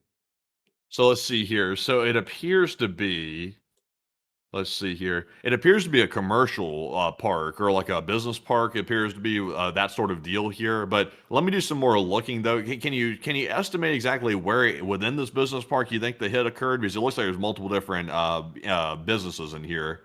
Oh, well, to show you real quick, I don't think it's the business part. It's this large factory right here. Because if you look at it, like right here, the fire is behind Hamilton's pub, and there's that green line of trees, and it's literally right from this view line, right in between Hamilton's pub and the gray building. And if we went over here, here's Hamilton's pub and the gray walled building. And if they're looking at it from here, which I'll draw a straight line through here. So if they're looking at it from there, and we keep that line straight, this fire has come from somewhere on the factory about right there, because this is exactly where this person's standing. There's the little sight line between the two buildings. There's the, let's see, where's the... Oh, This might be a gas processing plant, is what this might be right here. Because notice the smokestacks right here, and also there's a whole bunch of pipes running into. You see those pipes running parallel to the ground right there? I do, but the thing is that they have conveyors though, like these right here for aggregates. So I don't think it could be gas. Yes, sadly, I can't get any type of confirmation on what this is just by looking at it right here. I'm trying to get some location on it, like some address searches, but I'll keep looking in the background. I'll let you know what I can find about it, but it's kind of unclear what it is. Wait a minute. Oh, it is a cement plant. Money, bro. Look, it says Belgorodsky Cement, Euro Cement. It Why would they literally why is would a they cement factory. why would they hit a cement factory though? That doesn't make much sense. I don't know.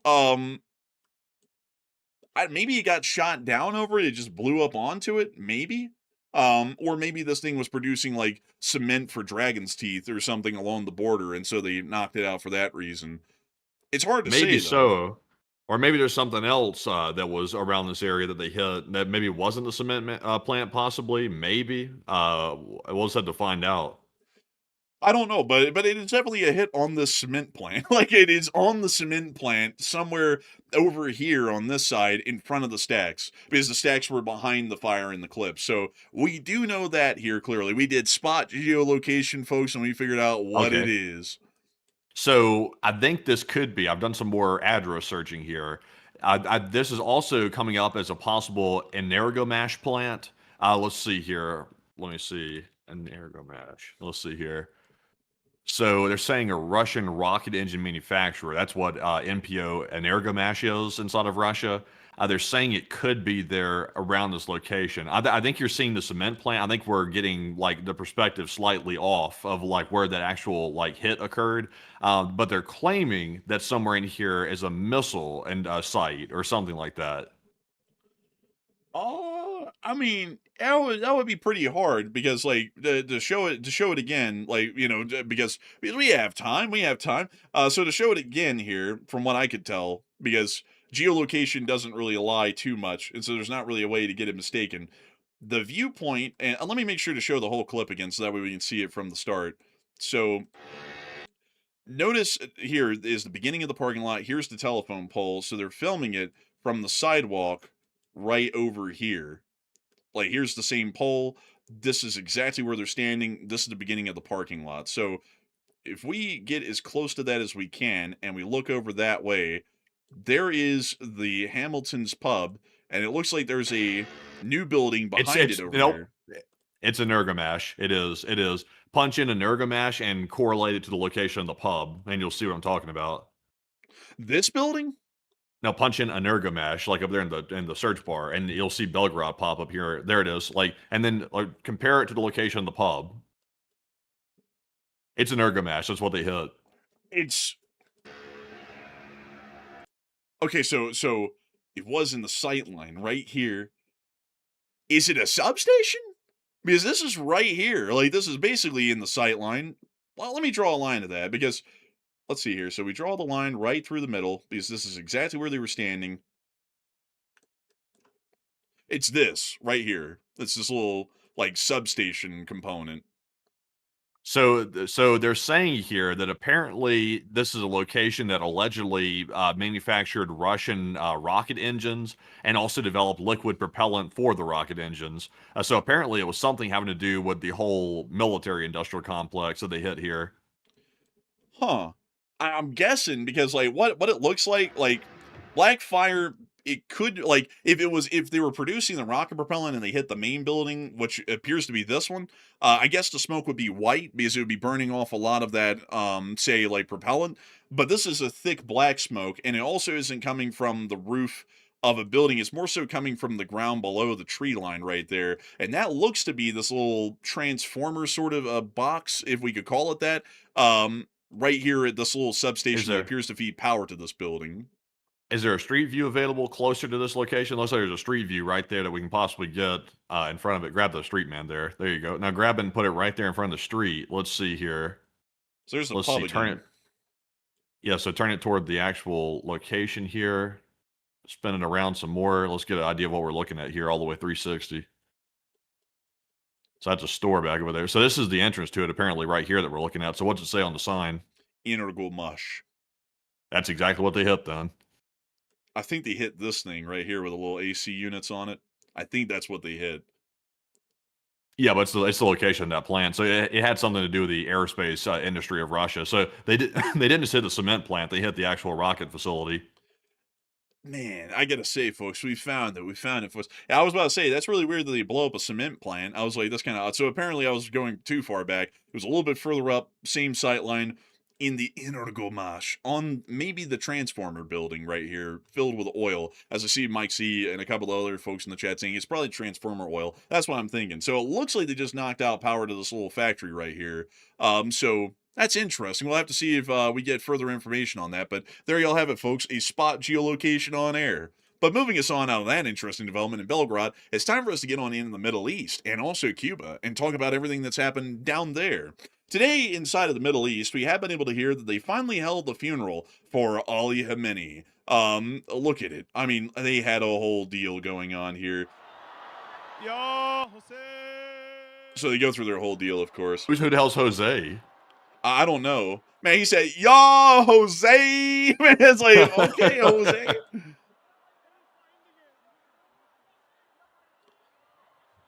I gotta say, kind of weird to hold a funeral for someone like, 5 months after they died, but, I guess I'm not Iranian.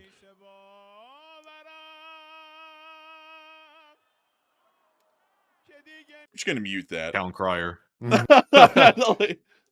Also, by the way, I mean, I'm just saying, I saw the IRGC commander show up, and also, by the way, he's very elusive. He doesn't show up pretty much anywhere in public. He showed up to this funeral, which was kind of shocking to my surprise, because he's worried about getting attacked. But the cardboard leader Mujtaba, who is possibly flamboyant, maybe crippled, according to the headlines at least. Wait a minute, what are they throwing out? What is that? Is that a rag? It's like hats or something. That's weird. But yeah, the dude's son didn't even show up to this thing. Like, he was too scared to even show up. I wouldn't. This is weird. This is like a very odd scene for a funeral. Like, this is like cultish to the extreme. Man, I'm not gonna lie, man. It's giving me vibes of something else that has happened within recent times.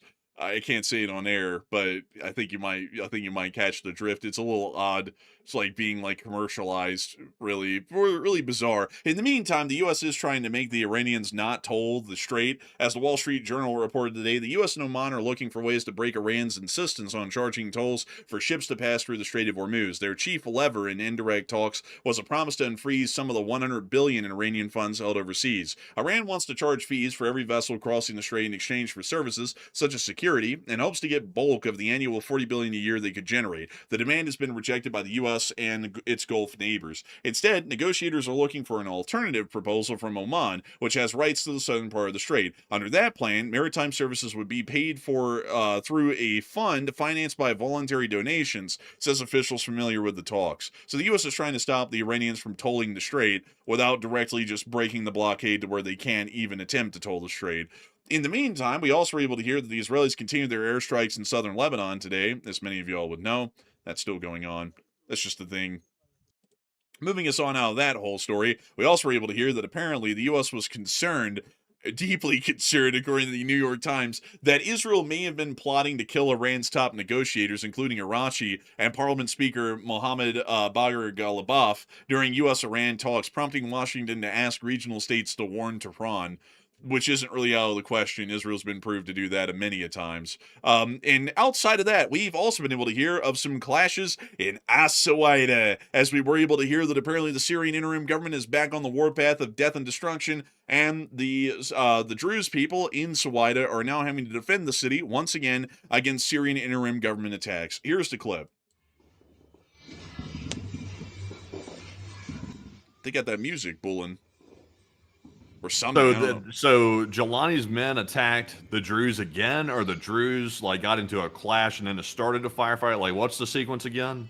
It appears that the Syrian Interim Government tried to push into As-Suwaida because they're generally not supposed to be there, and as a result of that, the Suwaida National Guard, I believe it's called, engaged in a clash against the Syrian Interim Government forces for being there, it seems. Interesting. Yeah, I was trying to do some more research here on it. It looks like, according to local reports, injured National Guard members were transported to a local hospital in Salida for treatment. Uh, there, it appears to be some people are disputing who started it. Some people are saying the Druze started it. Some people are saying that Jelani's men came in and started the problem. Like usual, it's confusion. That's pretty much the theme inside of Syria. Allow me.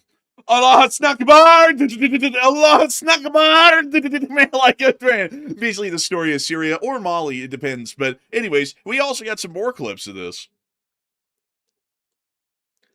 Wow! Looks like a nuke. Kind of does. Pretty big ordnance, whatever that was.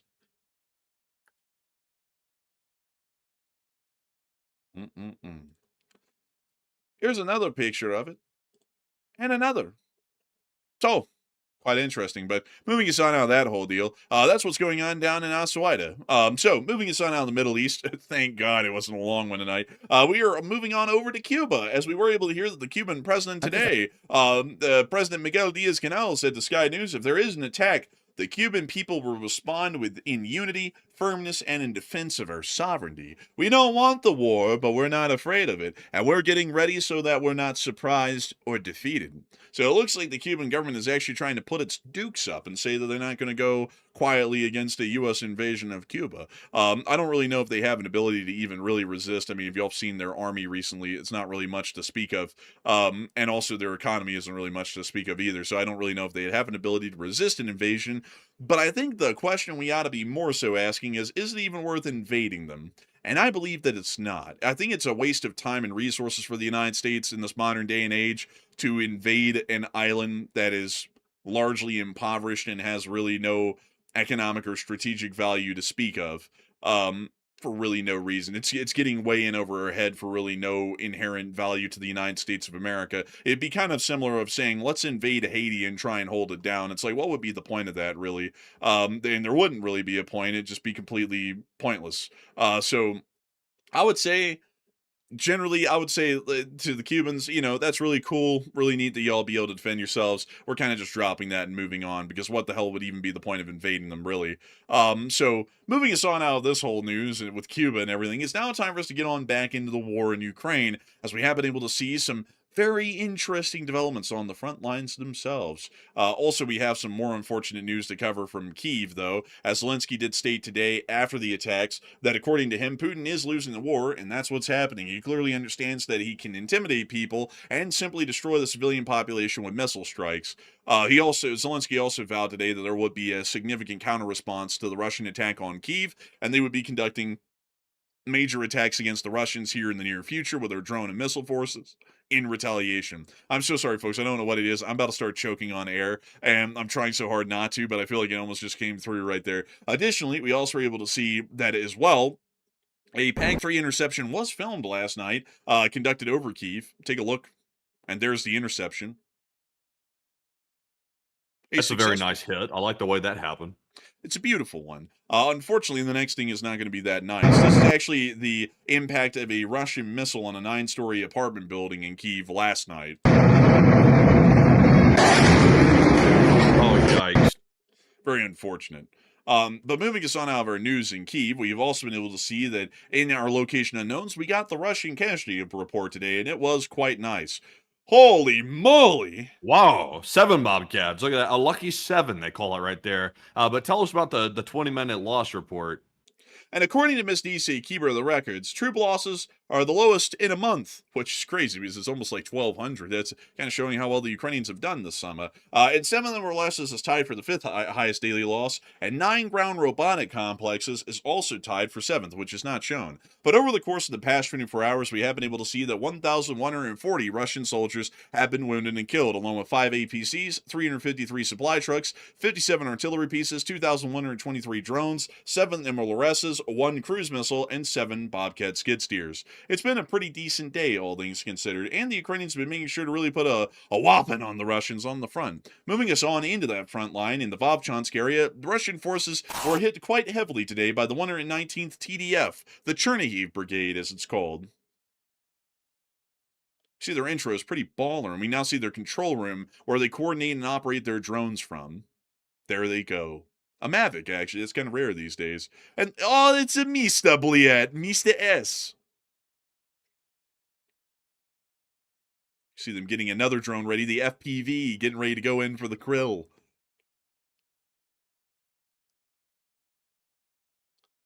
Gentle, gentle, and right down the driver's hatch. And that thing is cooking swell. I also see them put a phone number up here at the end. And that's the end of the clip. But moving us on from that and behind the lines near Shebekino, the Ukrainians also blew away a couple of electronic warfare units that were around the Vovchansk front today. They don't really seem to be doing the electronic warfare side of things too well, but it's the thought that counts, as we all know. What the hell was... hold up, I gotta unmute this. Okay, it's a meme. All right, so I was wondering what they were doing with the coloring stuff. I was like, are they saying any details about that? No, it's just a meme. But we can see here another electronic warfare vehicle getting hit. And also a sad little buhanka. Is that a GMC? Like an old one? I don't think so. I think it's something else. Dude, that thing looks like crap. Like, bro, that thing is terrible looking. Dang, these dudes right here were ready to jump out. They didn't quite make it. Man, they were ready to bail, but the Ukrainians didn't even let them post bail. Oh, they put them in the grave. But moving us on from that and into the northern Kupiansk front, we also were able to see the Ukrainians intercepting some drones in this area. We always have to show some of the drone interceptions. We don't show them every day because there's hundreds of these that happen a day, but we just have to remind y'all from time to time that the Ukrainians are out there and they're shooting down Russian drones in the hundreds on the direct front line, not just deep inside of Ukraine with the Shaheds. Even FPV drones are found and targeted by the Ukrainian armed forces. And also these larger but cheap recon drones are also targeted as well. I like to call these little crappers. These little things right here. It's so bare bones. It's just unbelievable. Man, these things are really trash. I mean, it's like 2 PVC pipes, styrofoam wings, and then like a little bit of circuit boards in the middle. It's sad. That one had a mine attached to the front of it, I think. Kind of insane. I'd never seen that one before. But moving us on out of that and on further down the lines and into the area of Lyman, we've also been able to see Russian forces getting hit here as well by the 63rd Brigade of the 3rd Corps. Oh, look at that. Poor guy. He's pushing up lilies now. Or daisies, whichever you prefer. Many Russians, they never make it out of those woods. They walk in the woods and they don't walk out. It's the story of a lot of I shouldn't have survived documentaries if they went badly. Oh, right on the helmet. That was the airsoft helmet. See this guy trying to pop a shot. Didn't do too well. Rolling and shooting, very bad deal for accuracy. And I'll see them hitting a bunker, generally knocking the whole bunker out with it.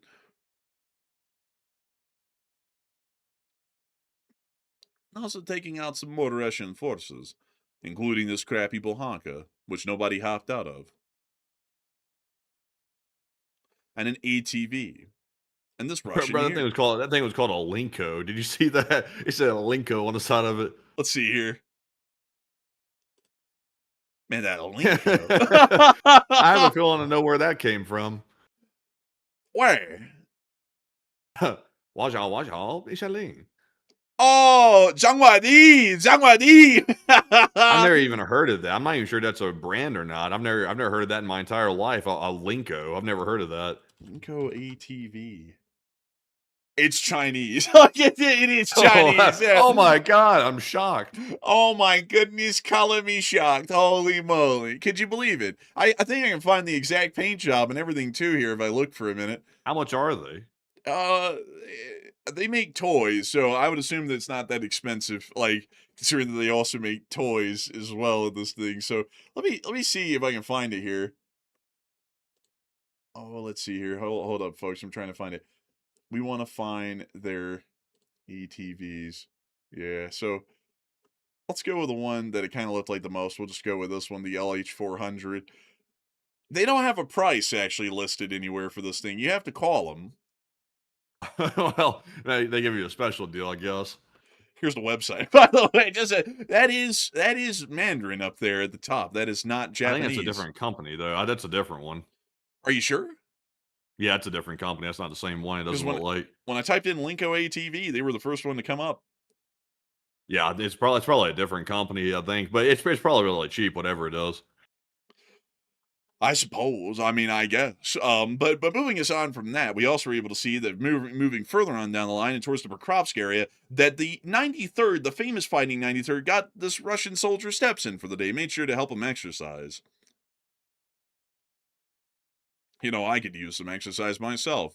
I just don't think I'd like to do it with an FPV drone, though.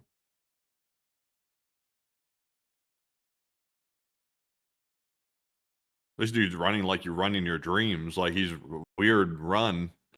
Like, Zoink Scoop, I think it's gonna get us. Real Raggy. Oh, it did get him. Unfortunate, but it is war. But moving us on down the front line into Wheelapal, we also were able to see the Russian forces getting hit down here. There goes one of them. Oh, is that a grad? Oh. Oh. It was a grad. Now they're very grad. You know something, Matthew, that the Russians have in common when they're fighting a war and the Chinese have in common when they're very happy about something? What? They're always very grad. That's true. That's true. It's like, yeah, it is. Yeah, it's true. But we can see them continuing to hit the little hedgehogs that the Russians are working with here, these little buhankas covered in bristles.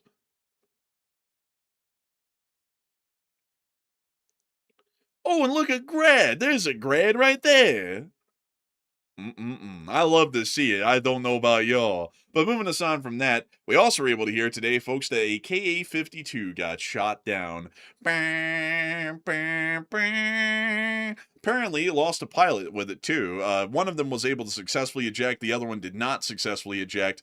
So they lost a Ka-52 and a Ka-52 pilot or co-pilot today. Very unfortunate for them. That's a pretty significant loss, too. They only have about 40-something of these left, meaning that with each one being lost, it's like 2% of the remaining Ka-52s in the whole of Russia being lost with a single helicopter.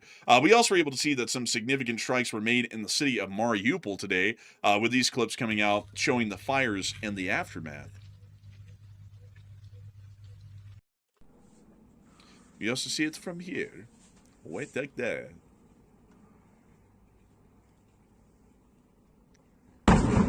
Oh! Oh!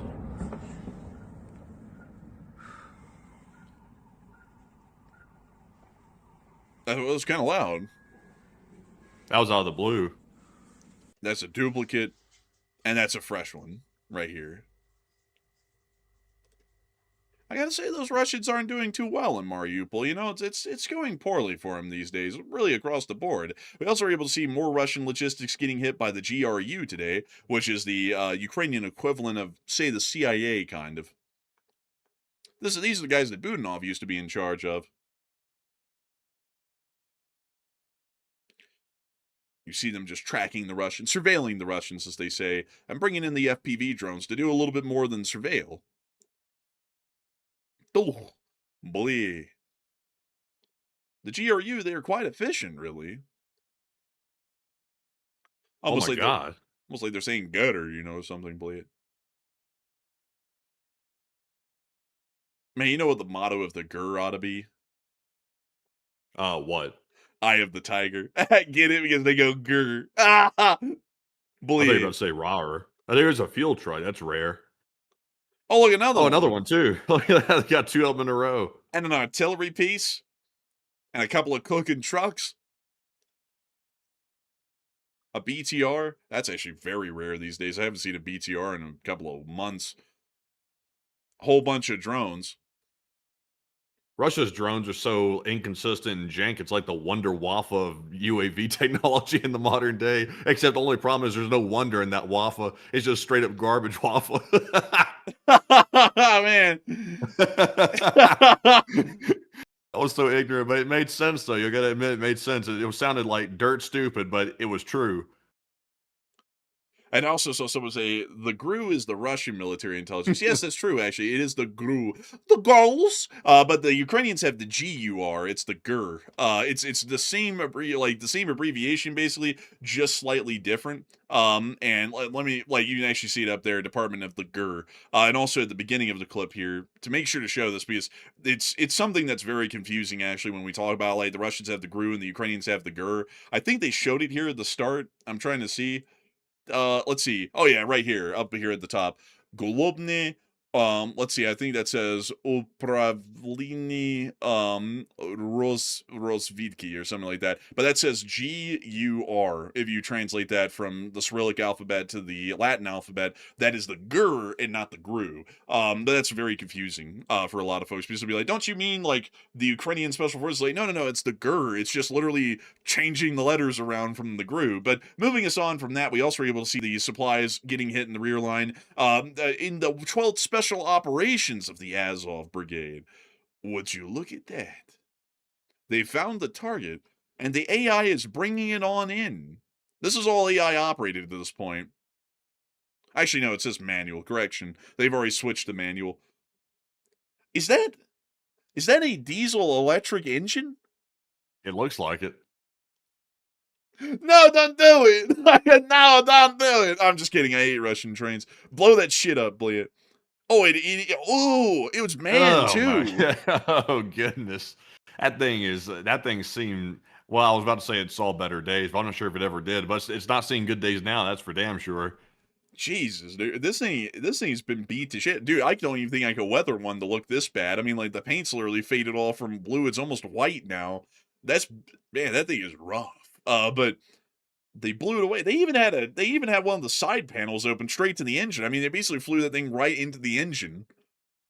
So what if somebody hot wired it? It's like, look at this person. They got it there and they're taking it easy, man. They was like sitting back driving that piece of junk down the road like they was driving around a Lambo. Man, they put out the movie title here. It says Peklo. Man, man, like, bro, they got that Peklo out there on them. Get it, boy. But moving us on from that little clip, we also were able to see more of the highway traffic, which is more of the mainstay in this area of the front, getting hit here in this clip. And they had a nice little infographic right there from the 3rd Regiment of the SOF of Ukraine. Look at that. Beautiful.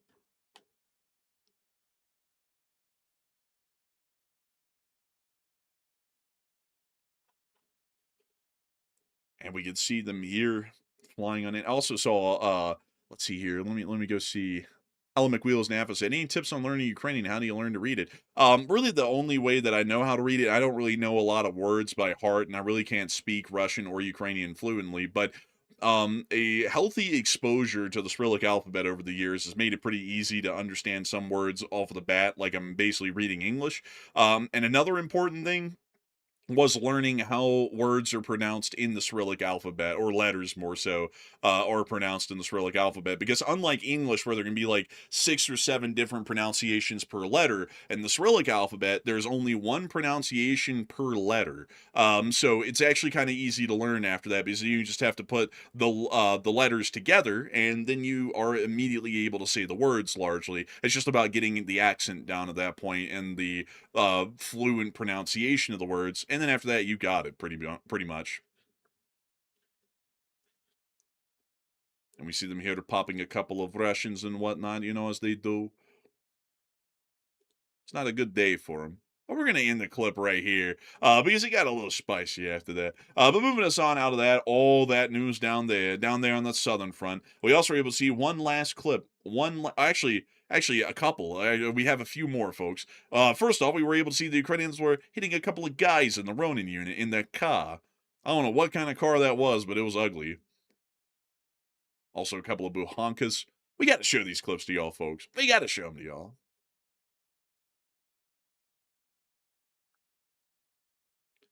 Oh, boy. Oh, boy. Oh, boy. Terrible stuff, really. Tough stuff, We also get to see the Ukrainians did confirm the 225th Assault Regiment. They still hold Kopani on the southern front. I would show you all the whole clip, but it's 3 minutes long. It's basically just them walking around in the town, proving that they still control it. So I'll cut that one a little bit short. This is really just disproving the Russian claims that they're still pushing forward and taking ground. We also were able to see that there was an interception over Zaporizhia city today. There it is. On a flaming drone. И горит. Man, Ах, it's kind of like охуеть. Machaba that way. Huh. Ё-моё. Oh, Oh, there it goes. Debris situation. that would have started the largest wildfire in Utah, man. That thing had landed and blown up in a tree like that, man. Probably you'd be dealing with like 100,000 square foot or like square mile fire or something. It'd be unreal. Horrible. Awful, awful stuff. But moving us on out of that, it's now time for us folks, finally, to make it on up to Kyiv to cover the speech from President Volodymyr Zelensky. We finally got one today, fresh off of the presses. So, without further ado, here's the speech. Peach! Speech. Шановні українці, українки, важка ця доба після чергового масованого удару. Сьогодні в Києві ще від ночі тривають рятувальні операції, пошукові роботи на місцях влучань в будинки. Звичайні житлові будинки, цивільні підприємства були пошкоджені найбільше. Шукають людей під завалами, встановлюють усіх, хто постраждав. Станом на цей час відомо, що 21 людина загинула. Мої співчуття рідним та близьким. Майже 100 людей звернулись по допомогу до лікарів. І я хочу подякувати усім, хто прибув на місця ударів, хто допомагає людям, передусім працівники ДСНС України, Національної поліції, екстренки. Дякую всім вам. Люди мають отримувати необхідну допомогу, хто потребує. Важливо також, щоб місцева влада не залишала людей наодинці з проблемами. Деякі будинки фактично повністю зруйновані. Є сім'ї, які втратили все, що мали. Загалом більше сотні звичайних житлових будинків пошкоджені. Були удари не тільки по столиці, хоча саме Київ був цього разу для Росії основною мішенню, але також Київська область і інші регіони – Харківщина, Запоріжжя, Чернігівщина, Сумщина, громади нашої Дніпровщини. Значну частину російських ударних дронів і крилатих ракет вдалося збити, складніше з балістикою. Удар спеціально продуманий росіянами для найбільшої шкоди. Багато балістики, хвилі реактивних шахедів та інших ударних дронів, десятки крилатих ракет. Збито за цю ніч 48 ракет та 476 дронів різних типів. На жаль, не все. На жаль, дефіцит антибалістичних засобів є, дефіцит патріотів, і треба, щоб партнери, і це передусім Сполучені Штати Америки та наші європейські партнери, були більш активними в допомозі з цим. Росія не має вже жодного іншого аргументу на користь своєї війни, крім своєї балістики. Ось такого терору. Путін і надалі збирається перемагати житлові будинки, щоб не закінчувати цю війну. І впоратися з цим можна і достатнім постачанням антибалістики, і значно швидшою роботою для створення своєї антибалістики в Європі. Зараз днями буде саміт НАТО, інші формати. Саме це має стати одним із ключових результатів ППО. Якщо, звісно, НАТО ще щось значить для союзників. Європа повинна мати власну, достатню спроможність захищатись від усіх типів загроз, в тому числі і цієї, від російської балістики. Вже довго триває розмова з американською адміністрацією про ліцензії на виробництво патріотів. Я хочу подякувати усім країнам, які допомагають через програму Pearl. І це дозволяє нам купувати ракети для ППО, саме Петріот. Але щоб реально надійно захищати життя, потрібно своє виробництво. Європейське виробництво тут, у нас, в Україні, або разом з партнерами, звісно, підтримало б і Сполучені Штати в операціях, коли це потрібно. Дуже розраховуємо на позитивну відповідь президента Трампа для захисту життів. Дякую і усім, хто сьогодні висловив співчуття нашій державі, хто не змовчав, хто засуджує російський терор. Коли Україна застосовує свої далекобійні санкції за цю війну, кожен може бачити, що це проти конкретних об'єктів, які допомагають Росії воювати. Передусім проти нафтових об'єктів, воєнних виробництв, інших критичних цілей. Сьогодні теж був уражений російський НПЗ. Наша мета – змусити Росію усвідомити, що мир потрібен.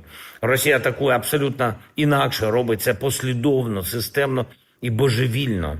воює саме проти людей, проти життя, саме так, щоб завдати більше болю. Світ це бачить. Світ не має бути осторонь. Обсяги патріотів партнерів є. Можливість виробляти захист є. І потрібні політичні рішення, реальні результати у захисті життя. Вічна пам'ять усім жертвам російського терору. Дякую кожному, хто допомагає Україні, особливо з ППО. Дякую всім, хто з нами, хто з Україною, з нашими людьми. Слава Україні!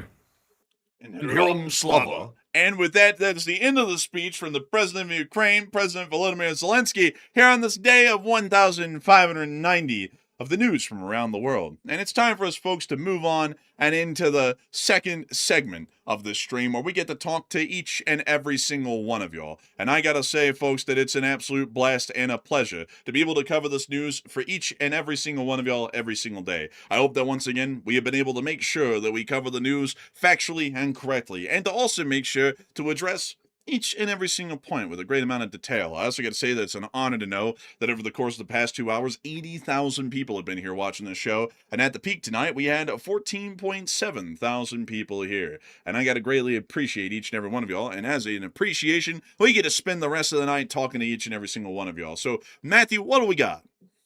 All right, so it's now time for the final question segment of the night. It's time to get into all that good stuff right now and see what has happened. Also, I see some other people trying to geolocate that hit that apparently happened in Belgrade. Some people are saying that it was a substation, but I would say that based on what we've seen so far, it appears to be the missile facility that got hit. So I see some people are agreeing with us on that. It looks like some people might be actually citing our geolocation on that, actually. I think some people are citing the power substation in the area. I'm still putting my bets on it was that missile site, apparently right behind the pub. But also, it's just weird to say a pub in Russia. That's just such a weird thing. They hate Britain, but yet they want a pub. Man, oh man, they just happened to blow up the missile factory right behind the British style pub in the middle of Belgrade. Man, what a crazy sentence. And also, man, like the pub, like, I'm not gonna lie, going back to this, I kind of just find this weird that this is like right next to the industrial zone, mind you. Like, this is like, don't you find that weird? I mean, yeah, it kind of is. Also, by the way, do the Russians even know what pub even means? I don't think they do. I think like, you know what pub actually means, like in the British sense. Yeah, I mean, it means public house. Yeah, Like yeah. it's a gathering spot for the village. Yeah, it is. It is a public house. I don't think they have anything like. Isn't every house in the Soviet Union a public house because it's the people's house? So I don't Oh no, think they no, that really. was back when they were communist. Well, yeah, but don't they still kind of have that concept these days that if you mouth off against Putin enough, it's still the people's house and they just take your shit? Like, it's like, do they really have a concept of like anything other than a public house, even in modern Russia? No, it's Putin's house. Oh yes, it's not your house, it's my house, believe it. Man, like it's Yeah, that's the they went- Putin they way. went- the Russian government went from this is our country until then it's Putin got in charge and it's my country now. It's like, well, damn, that got worse. Oh my god, no freaking way! Come out, you black and tans, come out and fight me like a man. Oh my god, it's the IRA. It's Damn. actually the Irish army, but it's not the IRA. It's the actual legitimate Irish army. But it's kind of wild, to have that in a pub. Also, aren't pubs usually associated with like England in particular? Out of everybody in the British Islands, not really like Ireland. Like the theming here is all Irish. I mean, look at that. Like there's an Irish flag right there. Is that all the people who got executed why in the world is John F. Kennedy on the wall? Yeah, that's so random. It's like, what's he doing in there? Didn't he have Irish heritage or something? Are they trying to like drag that into it? I guess. But I mean, like, he's more famously known for going to Berlin and saying, Ich ein in Berliner. Like, whole I'm a Berliner too, because he had like some German ancestry as well. It's like, I don't really think a lot of people remember him as being like the Irish type. I think more people remember him being kind of like more German because of his speech at the Berlin Wall. Yeah, I don't even know. This is a very confusing setup here. Like this, just really odd. Also, what's all that junk over there? Is that Lenin? This is a nasty environment. That could be Lenin. Let's say he's holding up pistols, whoever it is. Like, he's holding up like two pistols, like the dual wielding. But let's see here. Let's see. Get some other pictures. Let's see here. Some dude pumping iron right there. Bro, what the is that a recreation of the Last Supper, but they put like is that Charlie Charlie Chaplin? Chaplin? Is that Elvis? Is that This Groucho is what's Marx? confusing. Bro, this is blasphemy. Well, I mean, that painting was made in like the 1600s, so I don't know if it's like blasphemy or say, but I mean, you know, who the hell is that? And why in the world do they have a woman who looks like she's dead? And this whole thing's bizarre. Go to the next one. Go to the next one. Let's see what else they got. They Oh got my revenge God, they served got that cold. Krabby Patty that killed the health inspector. Man, go back up to the picture. Go up a picture. They got revenge served cold. Look, it's literally revenge served cold. Yeah, That's a demon picture on it. man, I'm sorry. I was trying to find that burger. I gotta show you this burger again. There's the burger they have in this restaurant. This is the burger that killed the health inspector in SpongeBob. The similarity is uncanny. It literally looks just like it. Yeah, I've always wanted a black bun on my burger that looks like it's going bad. I've always wanted that. It's a feature. I always wanted shit from the toilet on top of my cheese. I always said, please give me the shit from the toilet, and put it on top of my cheese. Man, ew. That actually looks pretty decent. Actually, that looks like some good stuff right there. It looks like a steak. Man, I gotta say, oh my God, like this is their Bro, that's a version of British an English breakfast. breakfast? Yeah, it is. There's no black pudding here, but they have the beans. They have that hash brown's not part of an English breakfast, but they got that looks like a bratwurst. They got the tomato right. What is that toasted bread thing over here on the left? I think that's supposed to be meat. It's meat. I thought it was a pastry. No, I think that's supposed to be meat, man. Like, that's rough. Like, that's pretty rough right there. Oh my God. What is that? I don't That's a even want to. waffle with 2 scoops of ice cream on it. It looks like a pickle on the left or the right. Oh my God. McGargles. That sounds nasty as hell. Who the hell calls something Bruh, McGargles? bruh, everybody in Russia be McGargling Putin. McGargles. Yeah, let me get a pint of that McGargles. What the? Also, I see a lot of people getting heated in the chat. What the hell do you mean? You don't know the Kennedys are Irish? Like, honestly, folks, I gotta say, out of everything to die on a mountain for, I mean, it's like, it's kind of a weird one to get triggered over. Like, I don't think any of y'all are personally Kennedys. So, it's like, like if someone asked me, what are you, like, German? I would be like, you damn idiot! Like, I'd be like, no, I'm just like, I'm actually, like, American. But Go get you a glass of them McGargles. hang on, what? Go where and do what? No, I was telling that person that was mouthing off. Hey, go get you a glass of McGargles. Oh, let's see here. Wait a minute, it's never established. Kildare crafted. So this is actually an Irish brand. Actually, it's real too. Like, here's the brand. So this is a real thing. McGargles, apparently from Ireland. So, a little bit interesting. Granny's McGargles too. I wouldn't touch this stuff. I don't like the sound of it. But let's see another picture of that pup real quick. Then we got to get our questions. Yeah, like let's see, one more for the books. We gotta find a good one. There's the killer burger again. Let's see. Here's a. Why in the world does this remind me of that one Irish pub thing that was down in like Destin, Florida, a while ago? McAllister's. These places are always nasty. Like they're always like not really clean on the inside of them. Like it's just like also the chaoticness of the walls and junk being all over the walls like takes away. It like distracts you from the dirt that's everywhere. Like I think that's the key to these places. They don't want to clean. Is that the bathroom? Oh my, that is the bathroom. Let's see here. Right there. Oh my, that's the tiniest urinal I've ever seen. But why they got pictures of women above the urinal?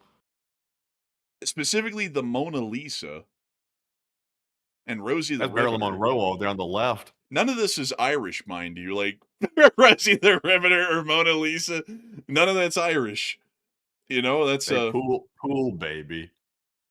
And it's just like very odd. Like, you go to the restroom and you're looking at pictures of like like, like Rosa the Riveter talking about we can do it. It's like I don't need encouragement.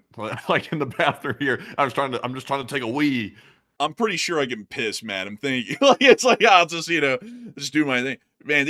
Oh my god, oh my god, that is an almost uncooked piece of bread with a giant urinal patty on top of it, 2 little sausages, the shittiest looking eggs I ever seen. It looks like someone ate it and then threw it up, and then the sad little piece of meat over here.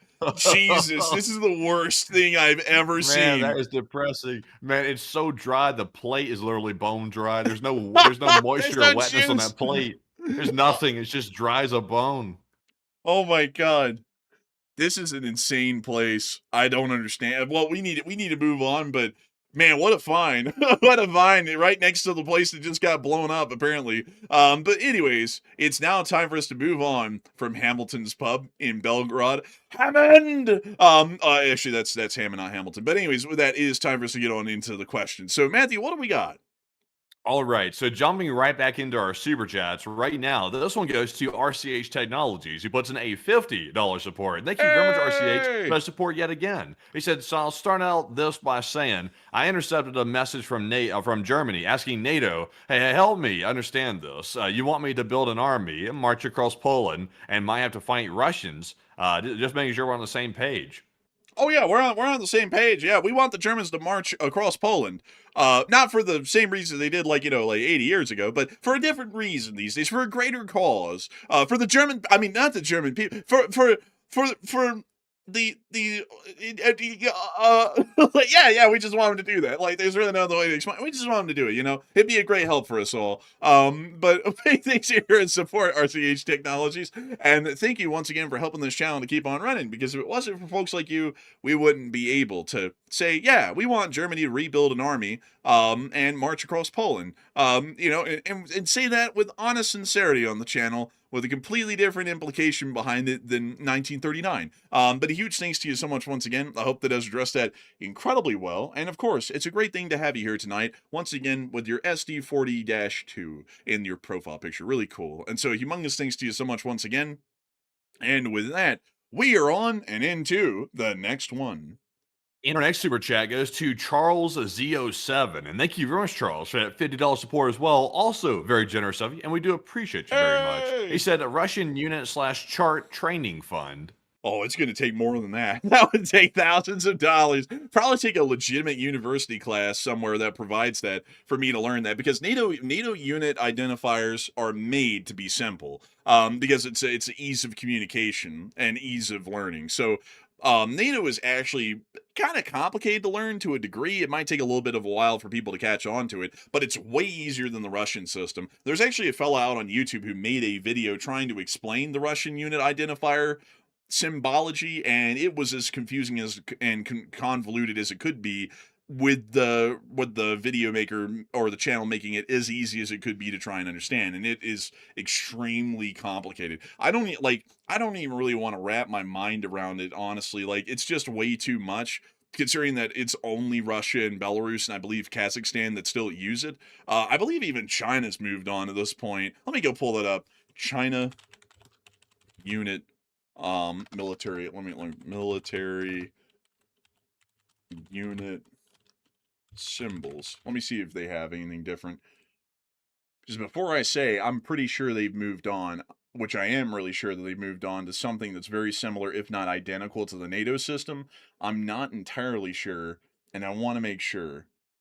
Oh, geez. Like, I can't really find anything on it. I'm assuming that they do, because it's the easiest sort of an identifier system that is out there. So, big thanks to you for support and over this channel to keep it running, Charles. I might try and wrap my head around it. It's just that it's going to be a good minute before I ever get to talk about that in all seriousness on air and like break it down and know what we're looking at. But a huge thanks to you so much once again. I hope that does address that incredibly well. And with that, we're on to the next one. Also, by the way, I'm not sure if y'all heard or not, but somebody just placed a $400,000 wager that Putin will be ousted from his position as president of Russia by the end of the year. Someone just did a almost $500,000 bet on that right there. I'm not sure who the hell that would be. Watch it be somebody like Medvedev that put that bet in or something like that. It's like, I don't know who would put that in, but somebody apparently thinks he's going to be out by the end of the year. Man, it might be him. Like, it might be Putin, man. Like, he's like, I'm gonna be out. Might as well get some money on that. Man, what if it was, really? Yeah, I don't even know. It's like that's a if someone told me like here's like $500,000, you can go place a bet with it. I don't know if I'd place that bet. Like I'm kind of 50-50 on that. Like it's half and half. I mean, Putin is well protected inside of Moscow, and he has insulated himself tremendously. So it's possible he could be out at the end of the year, but I wouldn't say that's certain by any means. Man, I mean, you never know. You never know. He might be out before the end of the year. If things keep going the way they are, he might be. Who knows? But with that, we are on to the next one. And our next one here goes to Carlos Santiago. And thank you very much, Carlos, for that $50 support as well. We do appreciate that. He did not leave a comment, though, from what I can tell. I was just double checking that to make sure he did not leave a comment. And it looks like it was just straight up raw support, but he did leave a super sticker saying super effective. And thank you, Carlos, by the way. We do appreciate that. Enforcer, what say you? Hey, and I gotta thank you greatly for the support and helping this channel to keep on running. Carlos Santiago, you've been around for a while, and we greatly appreciate you still being here with us, still watching the show, still enjoying the show, hopefully, and also supporting it to help it to keep on running. It's a huge help to us, helps us be able to stay on air and pay our bills and keep running the show, and we're greatly appreciative of that. And so humongous thanks to you so much once again, and with that, we're on to the next one. And we also have a $50 support from Con45, and thank you, Con, as well. He said, "Herr Putin, the Führer, as he calls him, Putin just approved Chinese military training at all levels in biological and chemical warfare for Russian forces, and Putin is now embracing biological WMDs to win the Ukraine war. And are any U.S. intelligence agencies monitoring those?" Now, so I haven't heard that yet. I really haven't heard that for the most part. I mean, if Russia started using biological or chemical, it's all in the category of WMDs, like you mentioned. So it would probably have a very strong response. It would be short of using a nuke, but it would also be pretty much on up there with it. So I'm not sure if Russia would actually go that far or not. But if they're doing it, I'm sure the intel agencies probably have seen it. But Enforcer, what say you? I would say generally the nuclear, biological, and chemical warfare training is kind of standard in most armed forces to a degree, and also the issuance of that equipment is somewhat standard as well to some extent. Although if there is ever a higher threat of it, the actual equipment is issued. Otherwise, it may not be issued in some cases in most armed forces around the world. I would say that it probably isn't an indicator that they're going to be using biological warfare, because if that was the case, we could always argue that the U.S. military is about to use biological warfare because our troops are always trained on nuclear, chemical, and biological warfare procedures and doctrines to make sure that if something like that happens, which it shouldn't, that they're ready to deal with it. So I haven't really heard a lot about that myself, much like Matthew, but I would generally say that that probably might just be the normal course of business for most training and doctrinal practices inside the Russian Federation and most modern countries these days. But a big thanks to you for support and helping this channel to keep it running. I hope that does address that well. And with that, we are on also really quickly to address this, because I've seen some people in the chat saying this, and I think we've seen this person on a couple of different accounts tonight. But there's someone who's saying that like this channel is this, that, and another and whatnot. And also we can't take criticism because we keep banning them because they're coming in here saying that we're flat out liars and whatnot. And to put it frankly, yes, we do ban people who say stupid stuff to us. If you call us an idiot, you're going to get banned. If we don't run a show, and this is the honest truth of it, we don't run a show for free for people to come in here and shit on us because we're trying to do a service and covering the news. If you don't like the show, I don't really care what you think. You ought to go watch another one. We're not going to sit around and basically encourage people to shit on us every night and then get on air and have the courtesy of running a show for free for the benefit of the public, trying to tell them what's going on so that you can just mouth off every night. This isn't McDonald's where you can just shit on the employees and wander off and just, it's another day. I don't take that stuff. Matthew doesn't take it either. So, if you think you can go off on us and it's not going to result in a ban, or you can say that we're a liar and whatnot with absolutely no proof otherwise to substantiate that claim, you're going to get banned. In real life, if we knew who you were and where you're at, you'd probably get served with papers for that, because that would be defamation if you don't have any proof for it. But anyways, with that, we're on to the next one. So our next one goes to Carebros3, who puts in a 50. And thank you very much, Carebros, for that $50 support. We do appreciate that very much. And Carebros said it came in late, so I'll have to watch back tomorrow to catch up. And I hope everyone's safe and doing well, and making my first lentil and rice soup for the first time Saturday, and one from the chat. Lentil and rice soup. I've actually had lentils before. Honestly, lentils are not that bad. Like I would say like a lot of people kind of give them like a bad rap. If they're like cooked right, they're actually pretty decent. I've had lentils a couple of times through my life actually. But lentils and rice, You that, ever had matzo ball soup? I've never had that. Have you had that? No, I haven't had it, but I've heard it's pretty decent. That's I believe, a Jewish dish. Yeah, I think it is. I've never had that stuff before. I think the only Jewish food I've ever had is like that leavened bread like cracker thing and the bagels. But I mean bagels are so ubiquitous these days. I don't even really like that's not really like a specifically like deep Jewish thing. Like say like Italian food where you have to basically go to Italy to eat it, or like matzo ball soup where you have to kind of go to a Jewish community or near to one to have it. I mean, bagels are literally everywhere. You can find them everywhere in the United States. So I'd have to say, I hope that the lentil and rice soup is good. And also, better late than never, as I always say, Kerberos. We're just happy to have you here tonight. I hope you've been enjoying it well. And so, a big thanks to you so much once again for the support and help with this channel to keep it running. And we will make sure to take one from the chat in your honor. So, what do we got?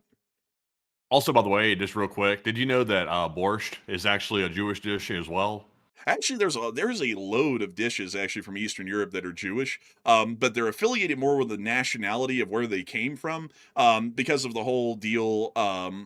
Really, the exodus of the Jews from Israel, where they lived in Europe for the next hell, what was it? It was like the next 1600s to 1500 years or so. They actually ended up creating a lot of food throughout Europe that isn't considered Jewish, however, because they created it. It's still considered to be like Ukrainian or Russian or Polish and whatnot. But it's actually, yeah, actually, it is a Jewish like created dish. Borscht is.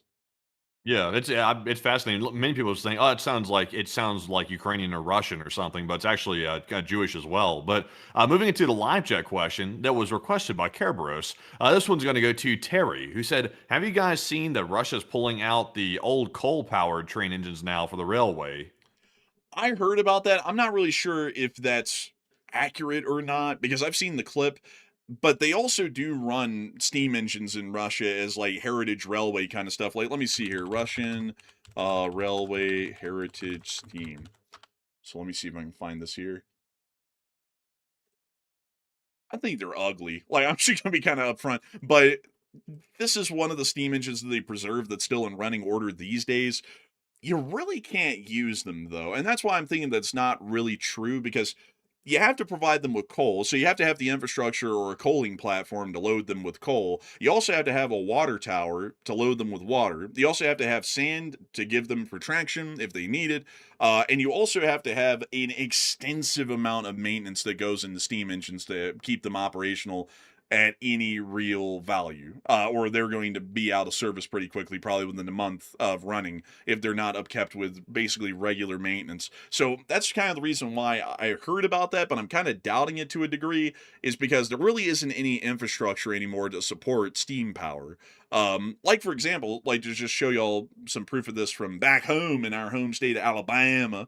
Down in Alabama, the rail yard is exceedingly small these days in Alabama. There's one over here, well in Montgomery, and then there's one over here as well. Both of them are fairly small, and both of them are run by CSX. Back in the day when steam power was the king of the rails, you needed this giant maintenance facility over here that encompasses this whole grass lot and a whole lot more to boot with it as well to just try and keep the steam engines running. You had to have a turntable. You can actually still see the hole in the ground where the turntable was, and also the turnstile, I guess you could say, tracks, if you want to call them that, that existed in this area, and also the car and engine shops that existed as well. Steam engines require a humongous amount of maintenance to the point that in the modern day, there isn't really any maintenance facilities to speak of on most railroads that could even handle dealing with a steam engine. Like, for example, with Union Pacific's Big Boy that's making its way to Philadelphia right now, they have to stop about every 120 miles and inspect, maintain,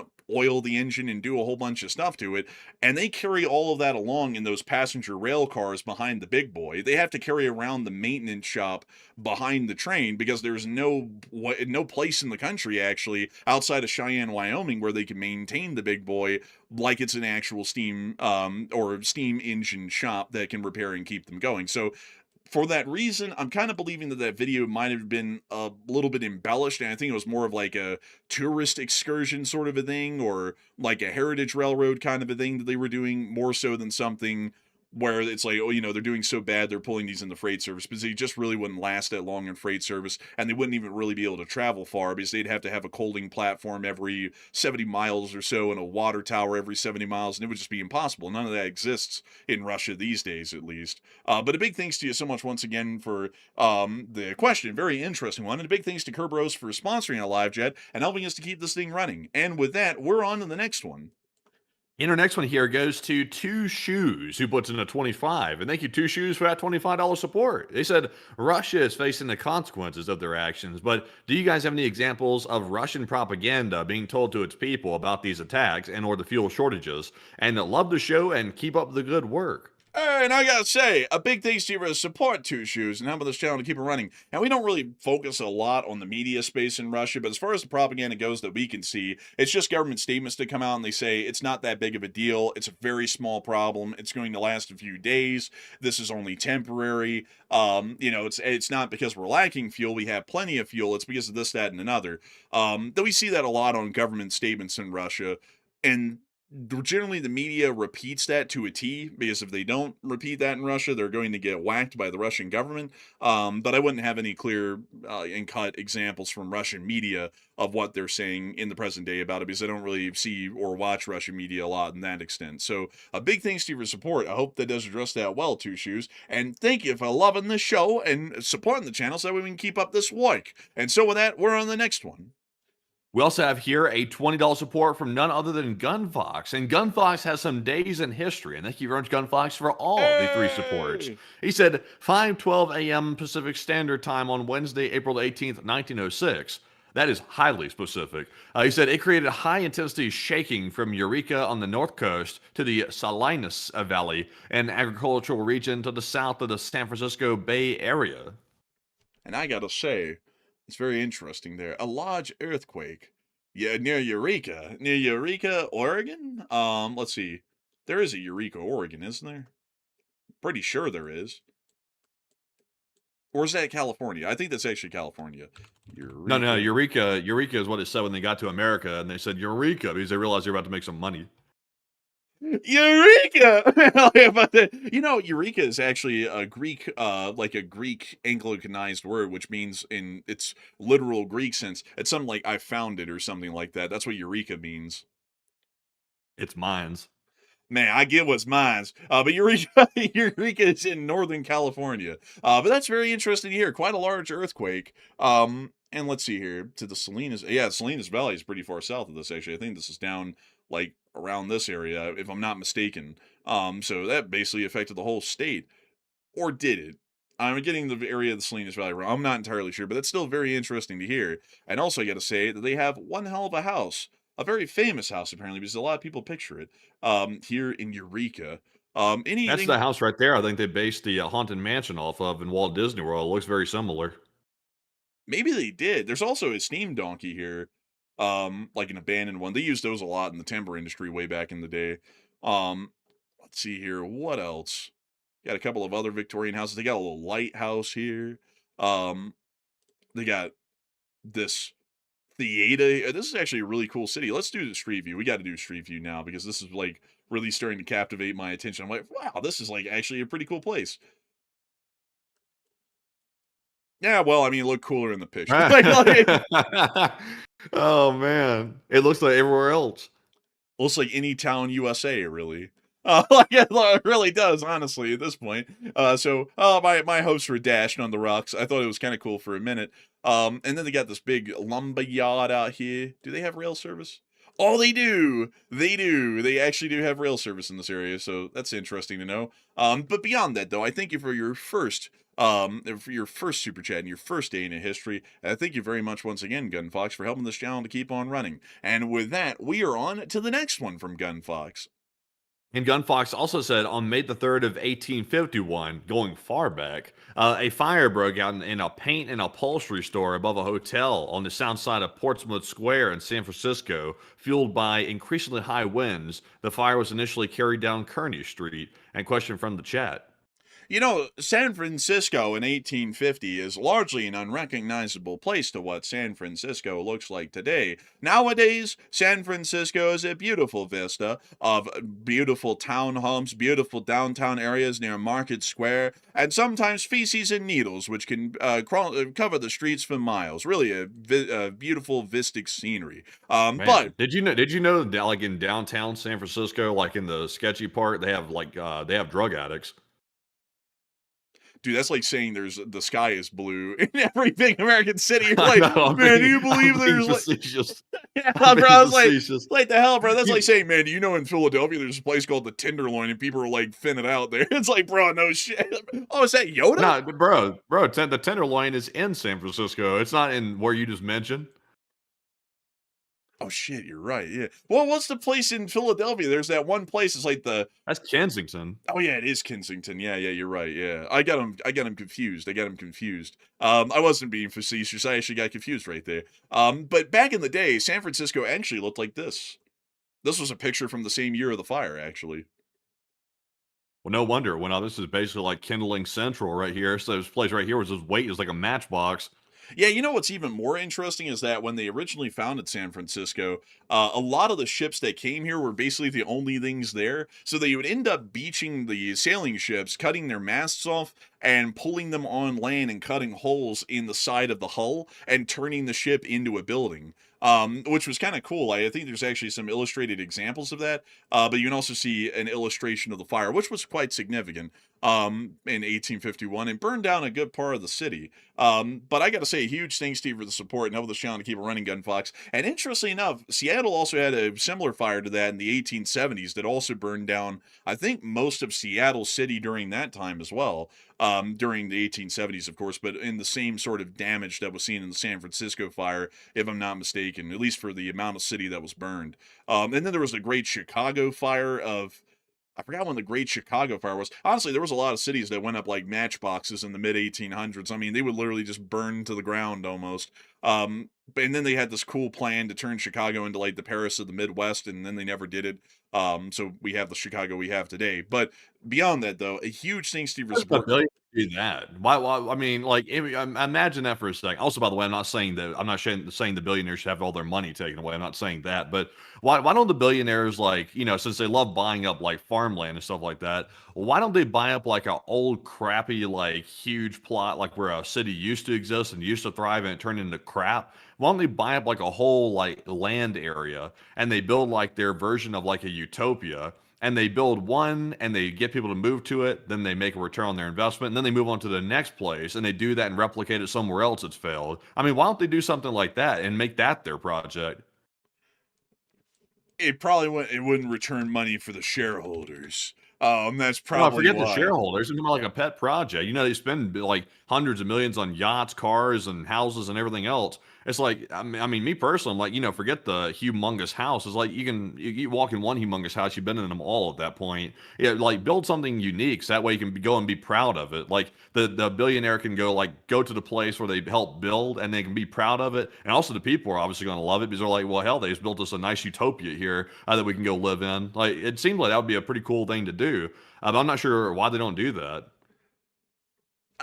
I don't know either. That's honestly that's a good question. But when Chicago burned down, I've said this a couple of times in here, but it's time to get around back to it again. When Chicago burned down to the ground way back in the day, there was a guy who came up with the Burnham Plan. The guy who came up with the plan, his last name was Burnham, so he named the plan after himself. But he came up with the Burnham Plan, which was to rebuild Chicago's downtown, which had been literally gutted from the fire, as the Paris of the Midwest. And to show you all an illustration from his plan that was given to the city commission at the time, this was what the central area of Chicago would have looked like under the Burnham Plan. That looks like DC a little bit. It was supposed to be modeled after Paris, actually, with like wide sweeping boulevards, uniform building codes where all the buildings had to architecturally look the same. It was a really cool plan, though. Like when you actually look at the design of it, this is the greater road layout of the Burnham Plan in the greater Chicago area. It is a really cool looking plan. Like I think this would have been really cool to actually see brought to life, but they decided not to go with it, and they just basically rebuilt on the old city plan that already existed for the streets and whatnot. So it basically just was it was just rebuilt Chicago as it existed before with the same street layout and whatnot. So the Burnham Plan only was implemented on the waterfront to a small extent, and you can see a little bit of it that was implemented here along the waterfront. This is actually a park. You can see it right there. That was designed Yeah. as a part of the Burnham Plan. I think it was a part of the Chicago World's Fair in 1893, and that was the only part that was actually completed. Also, I see everybody saying, Matt, well, Elon's done that already about the whole city thing. He built Starbase Texas. And believe it or not, I didn't know this, but actually, Starbase Texas is an actual incorporated city. And I didn't know that. Can we check this out? I've never really seen this. I've heard about Starbase, obviously, but I don't know what the actual city. It's a real city. Oh, it's just the SpaceX like little neighborhood that they have there. Is that really it? Let's see here. Let's see here.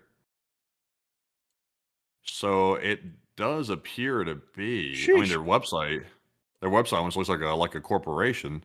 Okay, so I think they just called it a city, but it's really not a city. It's more of just like a place, like you're saying for the. Hey, that's not really a city, folks. So that's not my idea. Whoa, is that housing? That's that be called that company housing that they Yeah, put that's you not in my the coal idea. mine. That's not my idea of a utopia when I said utopia. Oh, that's a nice E92 though, right there. Actually, it's not an E92. That's an E46 right here. That BMW right there. That 3 Series that you're looking at, a silver one right there in front of you. See that one right there in front of you, right there. See that one Yeah, right there. yeah, Is that one in right front of- here. Yeah, yeah. Yeah, that's a nice E46 right there. Pretty nice. But this is not my idea of a utopia though. Like these like cardboard shack houses. That is not my idea of that. No, I think these are actually smaller than company houses that they gave to the coal workers back in the day. I don't think this is my definition of like a billionaire improving like like a place or a city. Like this is literally just a company town at this point in the modern day in circa 2026. Those are like Brandon said it. These are basically civilian barracks largely for them to live in, to go to work, and that's it. And it's in the middle of freaking nowhere. Like, isn't this near to like Boca Chica? It's near Mexico. Isn't this Boca Chica? Like, did they rename? Hold up, Boca Chica. Apparently, that's where Elon actually lives, according to the AI overview, by the way. It says he primarily lives in Starbase, Texas. He resides in a modest 400 square foot prefab tiny home that he rents from SpaceX. You know, they just forget to mention like the yachts and stuff. Like, you know, just overlooking those. A little humble 400 square foot deal. But apparently, they just renamed Boca Chica to Starbase because it's like, where the hell did Boca Chica go? There is no Boca. Oh, the beach is still here, but the Boca Chica area is now Starbase. That's what they're calling it. Interesting. Yeah, that's not my idea right there at all. Like, I would say like I'm talking about. Honestly, there's a place out here in Utah that's like that was built by a company, not by like a billionaire specifically, but they built like this really nice big neighborhood out here called Daybreak out here in Utah, and it was built and funded by the mining company out here, Rio Tinto, because I think that was their like big apology for kind of like messing up the land a little bit. So they came in and built a really nice neighborhood out here that's like a huge master plan community. Like if you did that on a city scale, that would be very impressive. If there was like a huge master plan, everything was well planned out. Like obviously, don't make it like like the Truman Show or something like that, but make it have character. That would be really cool. Yeah, that would be pretty. I think they did that with Seaside down in Florida. I'm pretty sure that was like a planned like model community Yeah. sort of a thing. The same people that worked on, I believe, if I have the story correct, the same people that worked on designing Mountain Brook, Alabama, which is the very ritzy area of Alabama and near Birmingham. They also designed areas in Seaside and 30A. Seaside is pretty neat. I like the town layout here. It was a pretty cool one, but it is very Truman Show esque, if y'all know what I mean, because it's where Truman Show was filmed, the movie. So not really my cup of tea because it really does feel like it's kind of like fake and artificial after a while to an extreme. But it was a really cool place to go down to and visit from time to time, like on a vacation or whatnot. But anyways, with that, What if you set up your city too with like flock cameras and Palantir systems all over, so there is no crime in the city? all hail big tech, all hail big tech. You bastard, you're bringing in the surveillance. I'm just joking, by the way. I don't want flock cameras on my street, and I don't want Palantir looking at everything either, on another side note. So, no, I'm joking. Like, it's a risk we take as people, that people might be bastards and they might commit crime. That's why we put them under arrest and put them in jails. And we don't necessarily need to know every single move they're making. The only move we need to find out is whether or not they're committing a criminal activity. We don't need to know when they're using the bathroom, or when they're taking a shower, or when they're walking to their car, or where they're driving to, etc. We don't need to know all that junk. It's not important, because we're not all criminals, and to catch that 1% that is criminals, it's not necessary to track everybody. Amen. Amen, brother. But with that, we're on the next one. And moving on to our next one here. This one's going to go to Gunfox yet again. And he put in a 20. He said 1937, the airplane piloted by American aviator Amelia Earhart disappeared. 1900, the first flight of a Zeppelin took place as the airship departed a floating hangar. And 1776, after a dramatic all-night ride, Caesar Rodney arrived. I gotta think sorry. The last part I was like, Caesar Rodney arrived. I was like, what? Like, what about Caesar Rodney? And I just saw ... And I was like, oh, he just arrived. Like, that was the thing. But beyond that, I do thank you so much for the support and helping this channel to keep on running. And I gotta say that Amelia Earhart's disappearance is interesting. People are still captivated by that these days. Like, what happened? And some people are like, oh, she got killed by the Imperial Japanese. I think the plane just crashed. Like, engine failures weren't unheard of back in the day, and it crashed in the Pacific, and she was eaten by the crabs. Probably what happened. Like, it sounds like very mundane and kind of lame, but that's probably what happened. I think at this point, they're pretty clear that probably is what happened at this point. Have y'all seen those coconut crabs? Like, they're unreal sizes. Like, they're huge. But beyond that, though, I would have to say a big thanks to you once again for the support, Gunfox, and sharing those days in history with us. And let me go pull up the first Zeppelin. Let me show you all this here. The first Zeppelin. I think it's this one. Yeah, actually is this one. This was the first Zeppelin in history. It kind of looked jank, but believe it or not, this thing became the terror of Britain during the First World War. They used the Zeppelins in the First World War to drop some bombs on London. And they didn't really have the ability yet to shoot them down, but right after World War I, they started to easily get the ability to shoot them down, and then they were pretty much obsolete already. And as far as passenger service, they were also completely obsolete as well.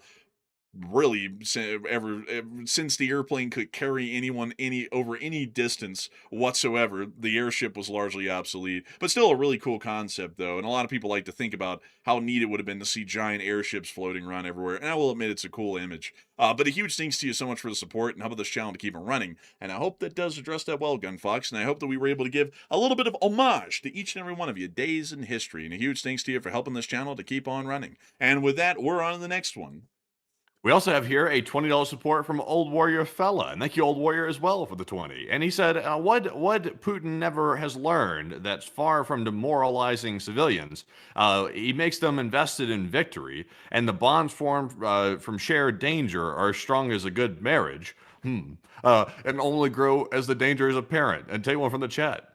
And I gotta say, that's a very interesting insight into a very interesting look into that Old Warrior fella, and that might be valid on God. You know what he's talking about, by the way? He's talking about trauma bonding. Like, that whole thing. It's a phenomenon where people like go through like a really highly stressful, like extended period of stress. Like, for example, soldiers in a war zone or something.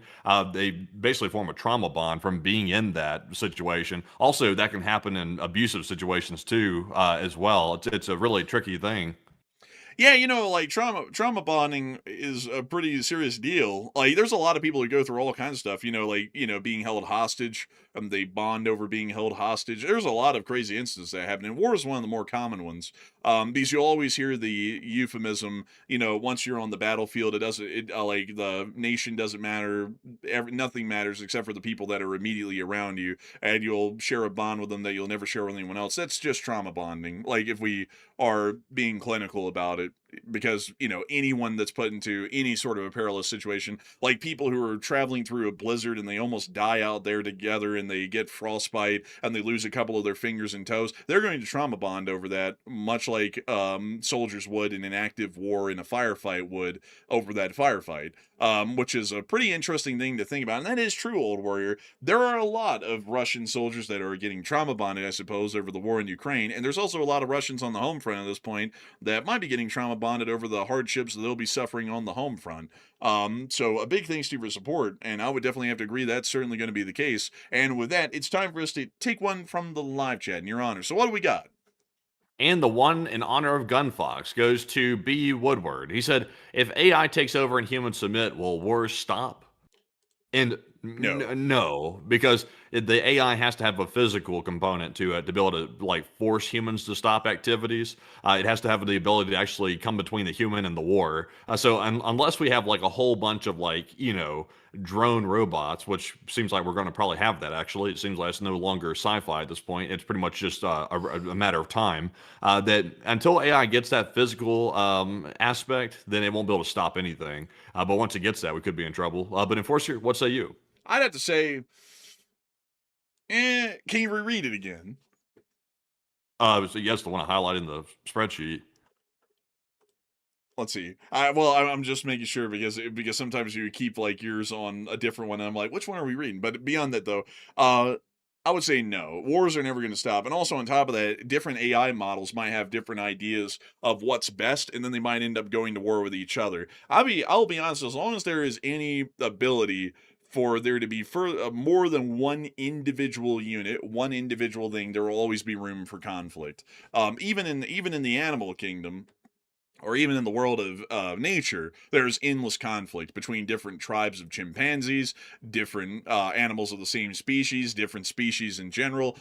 Generally, the natural state of things on this planet is a state of conflict, and I think that even with AI, even if people completely cease to exist somehow for some reason, the AIs would probably start to combat with each other for resources to keep them running, to keep growing themselves into larger and more competent capabilities. I don't really think there will ever be an end to conflict, at least in my honest opinion. But a big thanks to you for support and helping this channel to keep on running, and I hope that does address that the best we can. And a big thanks to you for sponsoring our live chat. And with that, we're on to the next one. And also, apparently, they brought Fable back, that anthropic model that they had restricted for a while because they said it was too powerful. They brought it back and they added some like cybersecurity restrictions to it, where you can't like ask it certain things like how to crack through like encryption and stuff like that. So that's interesting. I still haven't paid the $20 to use it, so I'll be curious to see if anybody in the chat's used it and if it's worth it. But moving on to our next one here, this one goes to Bobo Vasquez. He puts in a 20, and thank you very much, Bobo, for that support. He said, "You two bros are off on the 4th. If so, I haven't heard. Either way, enjoy the 4th and go LSA." Oh yeah, we are. I totally forgot about that. That's like one of the few channel holidays we have. It's the 4th of July, Thanksgiving, and Christmas. Those are literally the only mandated channel holidays that we've had over the years, because what we found out, I think the first year, is that generally nobody watches on the 4th of July because they're all out with their families enjoying fireworks shows, events, holidays, and whatnot. So, well, the holiday and whatnot. So yes, we actually will not be running on the 4th of July. That is actually scheduled channel holiday. I'm so sorry, I forgot to tell you all that literally up until the last minute. I forgot to even mention that and remind Matthew of that this whole entire time, because generally, like for us, like it's literally just nonstop work every day, every week, every month of every year. It's honestly kind of hard to even remember when the holidays are coming up. Like the 4th of July is only 2 days away. And to me, it just feels like another day of another week of any random year that we've been doing this. So yes, we will actually not be on air on the 4th of July. That is actually a channel holiday. So I hope everyone does have a fun time on the 4th of July, because I don't know if we will. I probably would just be weathering like model trains and stuff that day. Like probably like, huh? I'll be having a good time. I'm going to be running down the street, like tweaking out, going, ah! There's the F-35 going to be flying over, like basically doing sonic booms. I'm going to try to record that, folks, because I've seen a lot of people have been asking me. They said, Matt, can you go outside and record that? I'll see if I can get a recording of the F-35s flying over. I got to wake up somewhat early for me to be able to go film that. There's 2 flyovers, by the way. There's like an early one at like 8 in the morning. There's like one at like 10 in the morning. So I'm going to try to film those and show those on the air at some point. But yeah, I'm gonna be tweaking out there. I'm gonna be running down the street trying to film it like a child. Man, I'm gonna extend my arms out to both sides and go running down the street going, yeah! Man, bro, I'm gonna be tweaking. But also, folks, I'm gonna be out there with binoculars like a damn North Korean informant, and as soon as I hear like one firework go off, bearing 257, range 1.2 miles, we have someone who just fired off a firework. Get him! Like we'll be doing that so that way we don't end up in a wildfire. I wouldn't want the city to burn down on the 4th of July. It's our civic duty to be rats. I'm just kidding, by the way. I'm not gonna be doing that. I'm probably gonna be probably trying to watch the flyover that day. I'll probably get up early to try and watch it, and then the rest of the day I'll probably just spend it like modeling like or weathering model rail cars and stuff like that. That'd probably be a pretty fun way to spend the day, at least to me. But with that, a big thanks to you for support. I hope that does address that well, Boba Visquez. And long live the Lee Spring Army, and the Lee Spring Army will never truly die. And with that, we're on to the next one. And our next one here, I have to have the trigger word. I have to have it. I'm like the Manchuria candidate. I have to get the words. I have to have those words. Not those words, but the next one here goes to Kerberos3, who puts in a $50 support. And thank you very much, Kerberos, for that very generous support yet again tonight. We do appreciate all that support. Kerberos said, PSA for chat and enforcers. I get it. Enjoy the fireworks and freedom on 4th of July, but please be respectful and not use illegal fireworks in a residential area during the time. Booming through some veterans' houses, putting us constantly on edge. You know, we actually have experience with that, by the way. Also, that's a good PSA. There was a time when we used to live in Alabama, specifically sort of in the backwoods in Wetumpka, we had several veterans living in our neighborhood, sort of out there like in the backwoods a little bit. We knew one of them, and we just happened to, like, I was walking down the street because I like to exercise and walk and stuff like that. And these fools that were about a street back decided it would be a great idea to set off like these massive mortars. It literally sounded like mortars going off. And it's super inconsiderate because there's a veteran with PTSD living in the house right there who unfortunately passed away before we moved from the area. But the dude it was a bad scene to say the least. And obviously I was like, that's horrible. The dude's having to go through that because these fools behind him want to shoot off mortars back here. I just don't like, I understand people want to shoot off fireworks, but fireworks have to be done away from houses and like away from residential areas. Like people are not considerate with fireworks. People just don't give a damn. They'll fire them off right in the middle of a residential neighborhood and, you know, trigger the dogs. I mean, it makes dogs run off. They'll get hurt, possibly run over in some cases. It causes mayhem just because people want to shoot off fireworks. So like go out to a field or something where there's not a fire threat and go do it out there. Like don't do it around everybody else. Man, that was rough for a lot of those folks, especially that guy. I knew him quite well before he passed. He had Parkinson's, but he was a Vietnam veteran, and he was crazily enough, y'all wouldn't believe this. He was an Air Force electrician, but he was on the ground, basically involved in ground fighting around Pleiku, which was a huge point of operations for the U.S. in Vietnam during the war, and he actually landed there during the Tet Offensive. So he said they landed and literally told everyone, as soon as we land, we're not even getting off the runway, we're opening up the back door, y'all just got to run out and to the buildings off the side of the airbase, and we're turning around and taking right back off once y'all get out. And that was his entrance into Vietnam. He also said that he was one of the folks that would cross the border into Cambodia to set up the CIA listening post, and they have to strip off all of their insignia and whatnot to be able to do that. So that way, if for some reason an incident happened with the Cambodians, there could be the plausible deniability that a whole bunch of like white and black dudes that spoke American English were definitely not Americans because they didn't have any American insignia on. Make that make sense? Like he said, that it didn't really make a lot of sense either because, like, you know, we're still dressed up in our fatigues and stuff. It's just that we wouldn't have our American flag patches on the fatigues, and we also wouldn't have our name tags on them either. He said, make that make sense. But beyond that, though, whenever the fireworks would come around on the 4th of July, he would like flashbacks isn't really the good way to describe it. He said it wasn't really like flashbacks. It's more like a muscle memory reaction that he would have to the sound of explosions nearby, because when you're in a war and a sound of an explosion happens, you know, you get into a fight or flight response where your adrenaline just goes to the roof to the maximum, and you've got to expect that you could die at any minute, you know, and it's that kind of like shock reflex that you gain. Shell shock really is the best way to explain it in a war. That, you know, would make one react like that when the fireworks would go off, and it was pretty rough for him.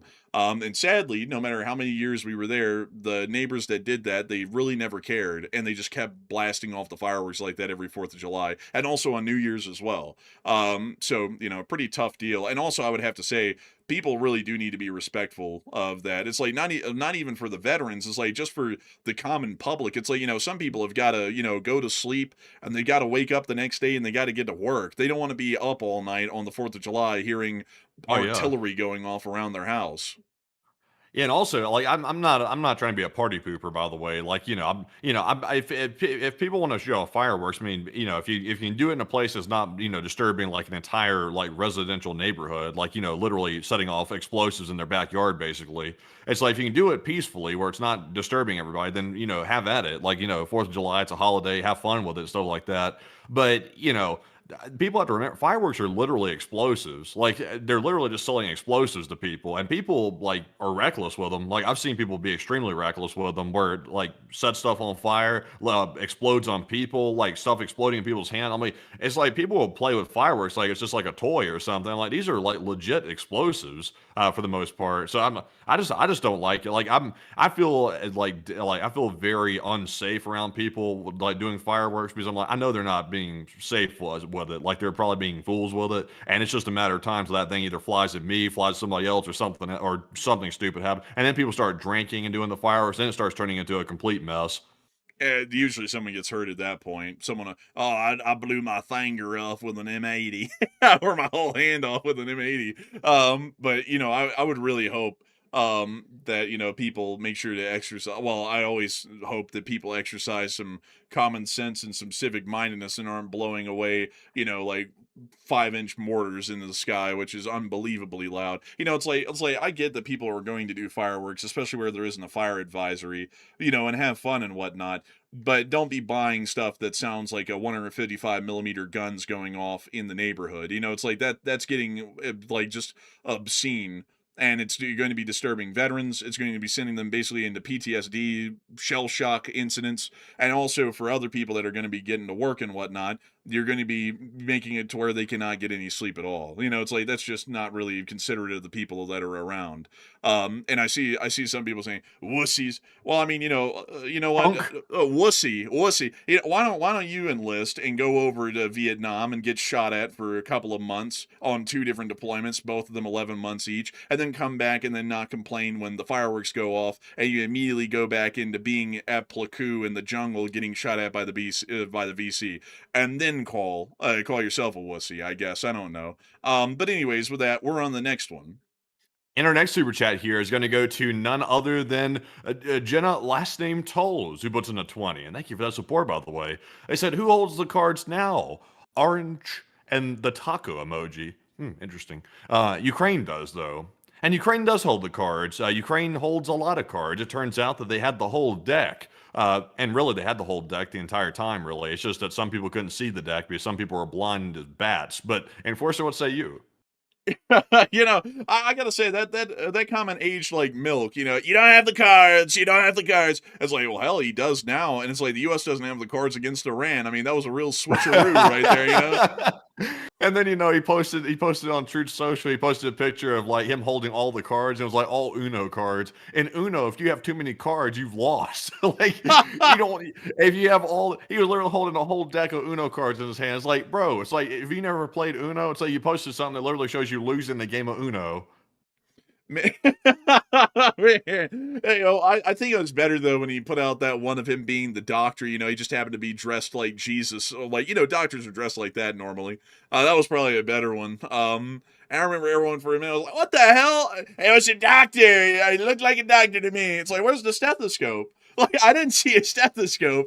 But anyways, with that, a big thanks to you for support and helping this channel to keep on running. And I hope that does address that somewhat well. And also, I see some people are talking about the stuff in the chat about the fireworks still. I'm gonna say this as my comment. I'm gonna put it to rest. I'm not a killjoy against fun, but fun with reason. Like, if you're the kind of person who says I had to get blasted on like 6 shots of Jack Daniels and blast off a 5-inch mortar, and everybody else has just got to deal with it, mother effer, then I'm going to say that you're not a civic-minded person, you're an asshole. That's just like the flat-up analysis that I'd have to say. If, on the other hand, you're a citizen that has a couple of drinks, but is still generally in control of their functions, and you're firing off things like Roman candles and small 2-inch mortars and stuff like that, I would say you're fairly reasonable. It's fun, but it's also managed. It's not trying to go out of the way to basically just cause a disturbance for the entirety of the citizenry. That's the difference. Like, I'm not against fun, but I'm with fun for reason.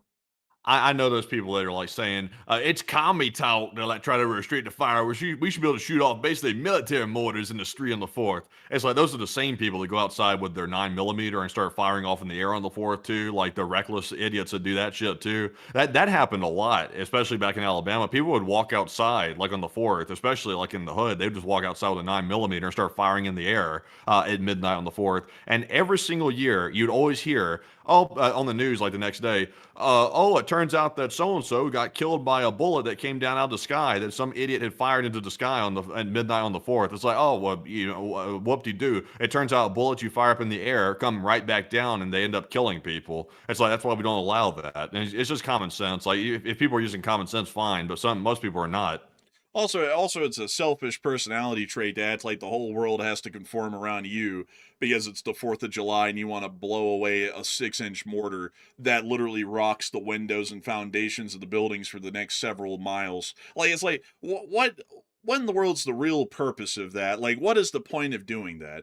It's like, I get that it might be fun, but you're also disturbing hundreds of thousands of people in the vicinity around you, depending on where you're at. Hundreds or thousands, usually. And it's like, what the hell's the point of that? And I'll be honest, most of the people who act like they've got to be able to do the absolute extremes live life to the extreme and generally recklessly, and it reflects in almost every single part of their life that they are going to be brash, abrasive, and annoying to everybody around them with absolutely no consideration for what others think about them, and then they make that everyone else's problem, which might be cool to some people because that makes you a hard ass, but in reality, it just makes you an asshole, like the truth be told. But anyways, with that, we're on the next one.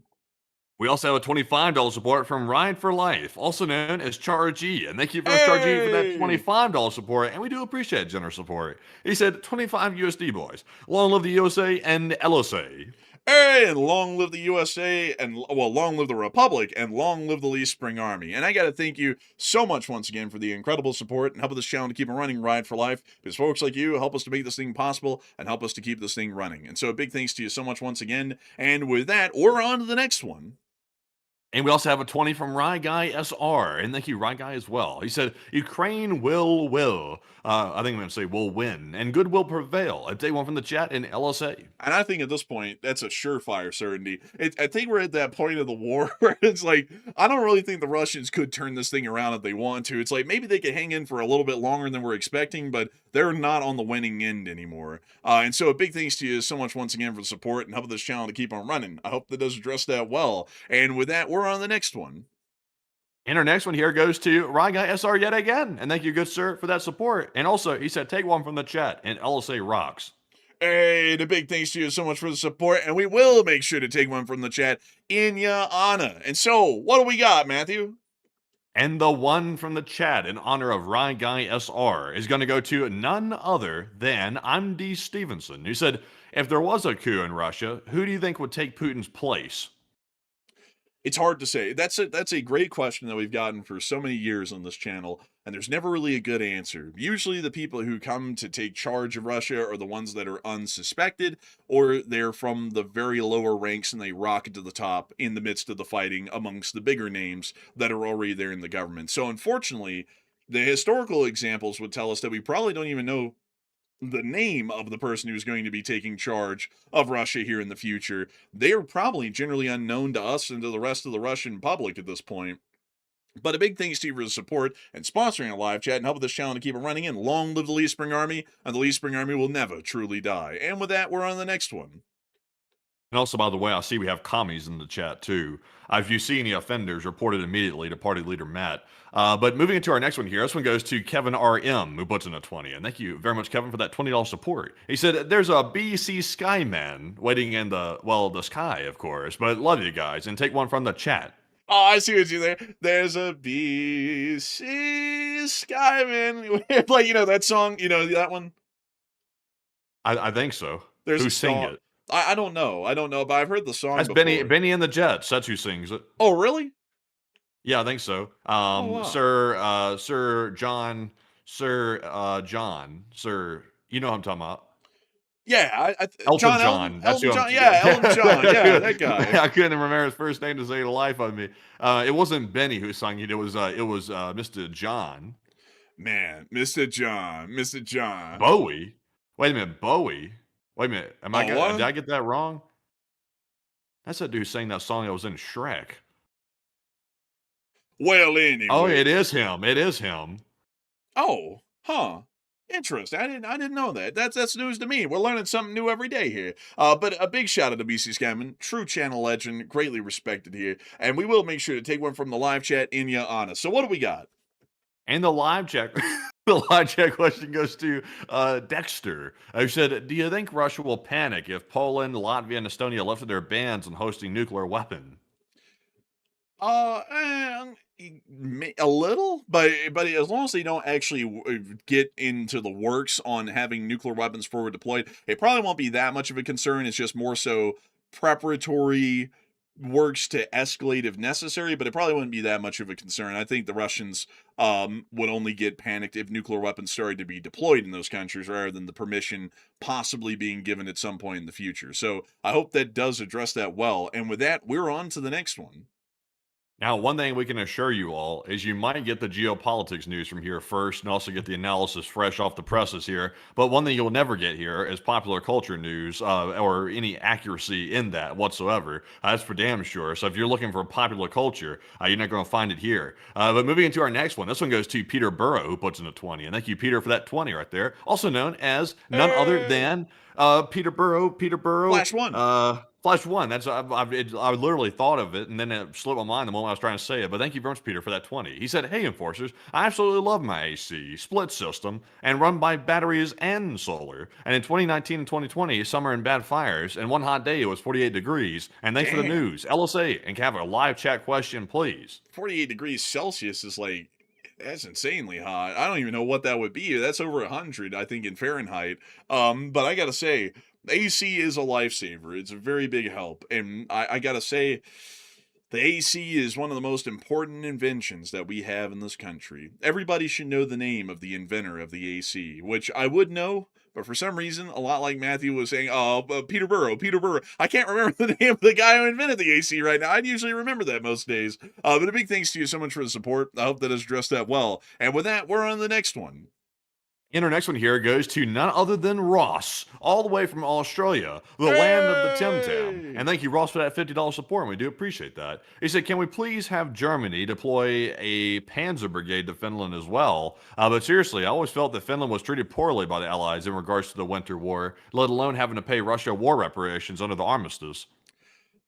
Well, well, you kind of got a bit of a point, but they were allied with the Nazis, and they also had a swastika as their like emblem during the war. So like they kind of like, because of the whole "we don't like Hitler" thing, which was pretty justified, that happened at the end of the war, they kind of got shafted because they went into what was called the Continuation War, which was the Finns re-entering this, well, largely not re-entering, but entering the Second World War to try and get vengeance against the Soviets for the Winter War, which they entered on their own. And then the Soviets pushed them back again, and then that's why they had to pay the reparations and all that stuff. So, I mean, I would say I get it, because from the Finnish perspective, it really wasn't about supporting the Germans that were in charge during World War II. It was more so about trying to get their land back. But at the same time, they allied with the wrong side, and that's kind of why they got treated that way at the end of the war. Kind of a bit of a nuanced thing in that regard as far as the Finns are concerned. But still, a big thanks to your support, Ross, and helping this channel to keep on running. Because if it wasn't for folks like you, we wouldn't be able to keep this thing possible and running. And you never know. I mean, Germany might put a Panzer Brigade up there one day in Finland. But I have a feeling it'd probably be more likely for probably French or British forces to be put up there before any, say, German forces are put up there, at least in my opinion. But a huge thanks to you so much once again. I hope that does address that well. And with that, we are on to the next one. Also, I just got a video of some dude driving past the Belgorod pub. He's literally driving right past it, filming the pub. We gotta see this video. We literally just like rabbit hole on this pub. We have a street view that just came out from this pub. Yo! There it is.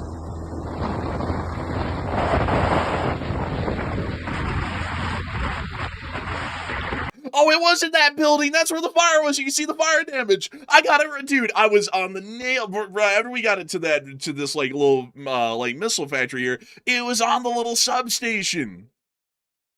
It's still on the location of the integral atom, though. Yeah, well, yeah, like, I'm not disagreeing with that, I'm just saying, like, the specific building that got hit is that little substation one. Yeah, we got that on the Can we see the money! can we see the pub again? Yeah, let's take. There it is. Look at that. It's crazy seeing it on video now. It became a legend over the, like, 10 minutes we spoke about it, so it's weird to see it on video. That fire went out pretty quick, too. Yeah, I think they doused it. There they are, the firemen, the firemen. But yeah, it was that little building that was connected to the substation. So, man, we got that down to the Intergamash facility and then down to the substation. I tell you, that's something right there. That's something. But moving us on from that and that interesting clip, it's time for us to get on and into. I don't know what it is, man. I gotta say this. I just gotta say this because I'm so starving right now. I don't know what's up. I am starving to death right now. I don't know why. I literally ate like right before the show started, and I'm like dying over here from starvation. I don't know what's up with that. But with that, we're on the next one. And our next one is going to go to Coca-Cola Mandate. And thank you very much for that support as well. They put in a 20. They said, talk about the ejection seat in the Ka-52 helicopter. It's a great feature, and I wonder if it worked. The Ka-52 has a really interesting ejection seat system. Let me see if I can explain it here with this picture. So, how the Ka-52 ejection system works is that in the event that the helicopter gets shot down, there are explosive charges at the base of the rotor blades on all six of the counter-rotating propellers, or more so rotors on the helicopter. And when the ejection sequence is fired, those charges explode and they jettison the propellers of the rotors of the helicopter's main assembly away from the helicopter. Then right after that, this all happens within like milliseconds. The canopy of the Ka-52 then explodes as well, which jettisons the canopy away from the helicopter pilots, and then one after the other, it's one at a time.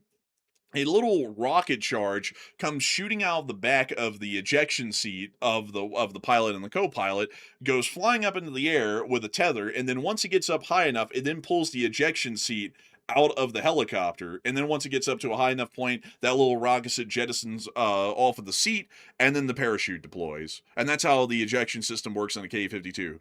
It's the only helicopter in the world that actually does have any form of an operational ejection system, at least in military service. The problem with it is that it seems to have a very sketchy reliability, like maybe 50-50 chance of working. I mean, we've seen some cases where the ejection seat would launch and the rotor blades wouldn't detonate, so they literally just get launched right up into the rotor blades and get chopped up. There's been other times where it just doesn't work at all and the parachute doesn't deploy, so they just fall to their death. And other times where it just doesn't work at all and the rotor blades don't explode, the canopy doesn't jettison, and then they go straight to the ground.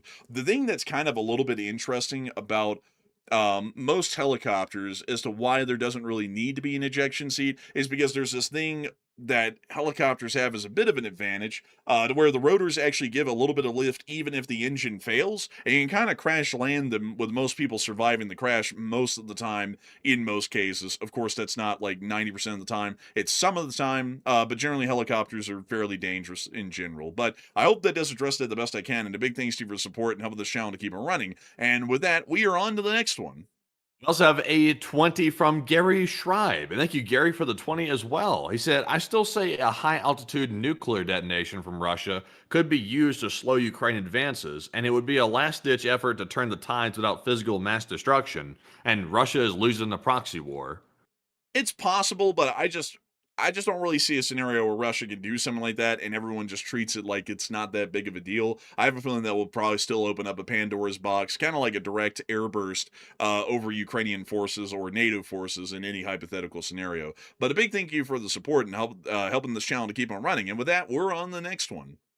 We also have a 10 from Lori62, and thank you, Lori, for the $10 support. Lori did not leave a comment, but we do appreciate that very much. We also have a 10 from Dmitry Lipsky, who said, Bela Energomash's products are supplied to all nuclear power plants in Russia, Kalinin, Novorossiysk, Leningrad, Rostov, Belyarsk, and nuclear power plants, as well as gas and petrochemical industries.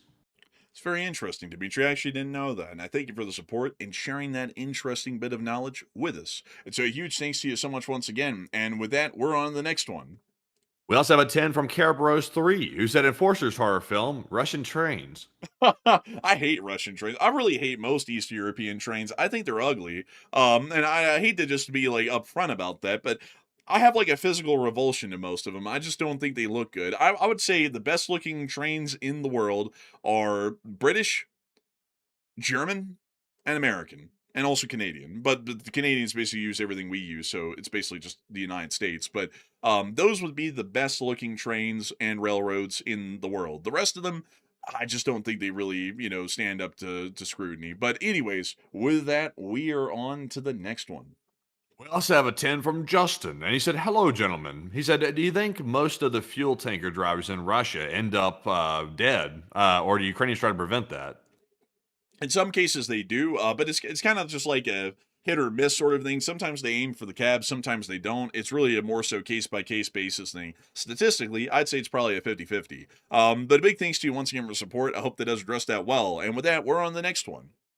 We also have a 10 from Star, and thanks Star as well for that $10 support. They say, I figured out why it's so hot. It's because the gates of hell have opened, and oh, oh my God, damn, Star's going crazy here, I would say, but also, but thank you very much, Star, for that support right there. We do appreciate that very much. But Enforcer, what say you? I'd have to say that, damn, that's pretty rude. but anyways, a big thanks to you for the support. And with that, we're on to the next one.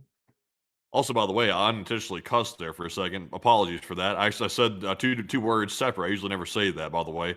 So that was not me trying to be a potty mouth. That was just two words that happened to be right next to each other. Very unfortunate timing with that. But moving into our next one here, this one goes to Daniel P. Gunn, who puts in a 10. And Daniel said, to put it on your radar, pun intended, there is a massive typhoon Bavi expected to impact just north of Guam. It's a Category 5 with 140 knot winds on Sunday. Dang. That's going to be pretty windy, kind of gusty out there. Hopefully they'll be able to stay safe out there on the island of Guam. Hopefully seek high ground and whatnot. But a big thanks to you for support and helping this channel to keep it running. And I hope that does address that the best we can. And with that, we're on to the next one. We also have a 10 from Gunfox yet again. And Gunfox says Steamtown, Pennsylvania is a place you would actually like. Big Boy 4040 sister in 4012 and 4014 was there for 3 weeks. And an estimated 1.5 million visited there, and RBMN runs it. I gotta say, I love Steamtown. Steamtown's cool. I wish I could go here one day. It is really neat, a really cool museum. They've got a whole bunch of neat stuff out here. Hopefully they'll maintain it a little bit better, some of it someday, but some of it is well maintained, like Reading Northern 2124 and Reading and Northern 903. Really cool looking engines. This one, not so much. That also is I don't know what the hell that's supposed to be, but beyond that, though, I do thank you incredibly for the support, and I'd like to go to Steamtown one day and look at these beautiful Alcos. I think it's an Alco RS11, but anyways, like with a low-cut nose, or an RS16 maybe, but anyways, with that, a big thanks to you so much once again. I hope that does address that well, and with that, we're on the next one. We also have a 10 from DWRB. He said another hellish day for SEPTA. 2 segments of wire pulled down and multiple signal and switch failures. Delays of 40 minutes on trains during the rush hour. And the heat is no joke. Yeah, the heat is definitely no joke. I mean, that's actually unfortunate to hear. I hate to hear that, but hopefully the heat will die down after this wave comes through on the 4th of July, which is only 2 days away. But a big thanks to you so much once again. I hope that does address that well. And with that, we're on to the next one. We also have a 10 from Kerberos3, who said a common cooling and heating system being implemented in many older homes without central AC to deal with temperature change are a split air conditioner and a heat pump system. Efficient, cheaper. Look it up. I would look it up, but we're starting to get pressure at times, sadly, Kerberos. But I think that's that air cooling thing that guy in Britain was talking about. You know, Matthew, it's not air conditioning, it's air cooling. You see, like air conditioning sends it through like tubes and pipes, but this just cools the air. And basically, what he was saying is that they have a fan in the wall, and it really didn't do anything to cool the air. It was still blazing hot in that room that day.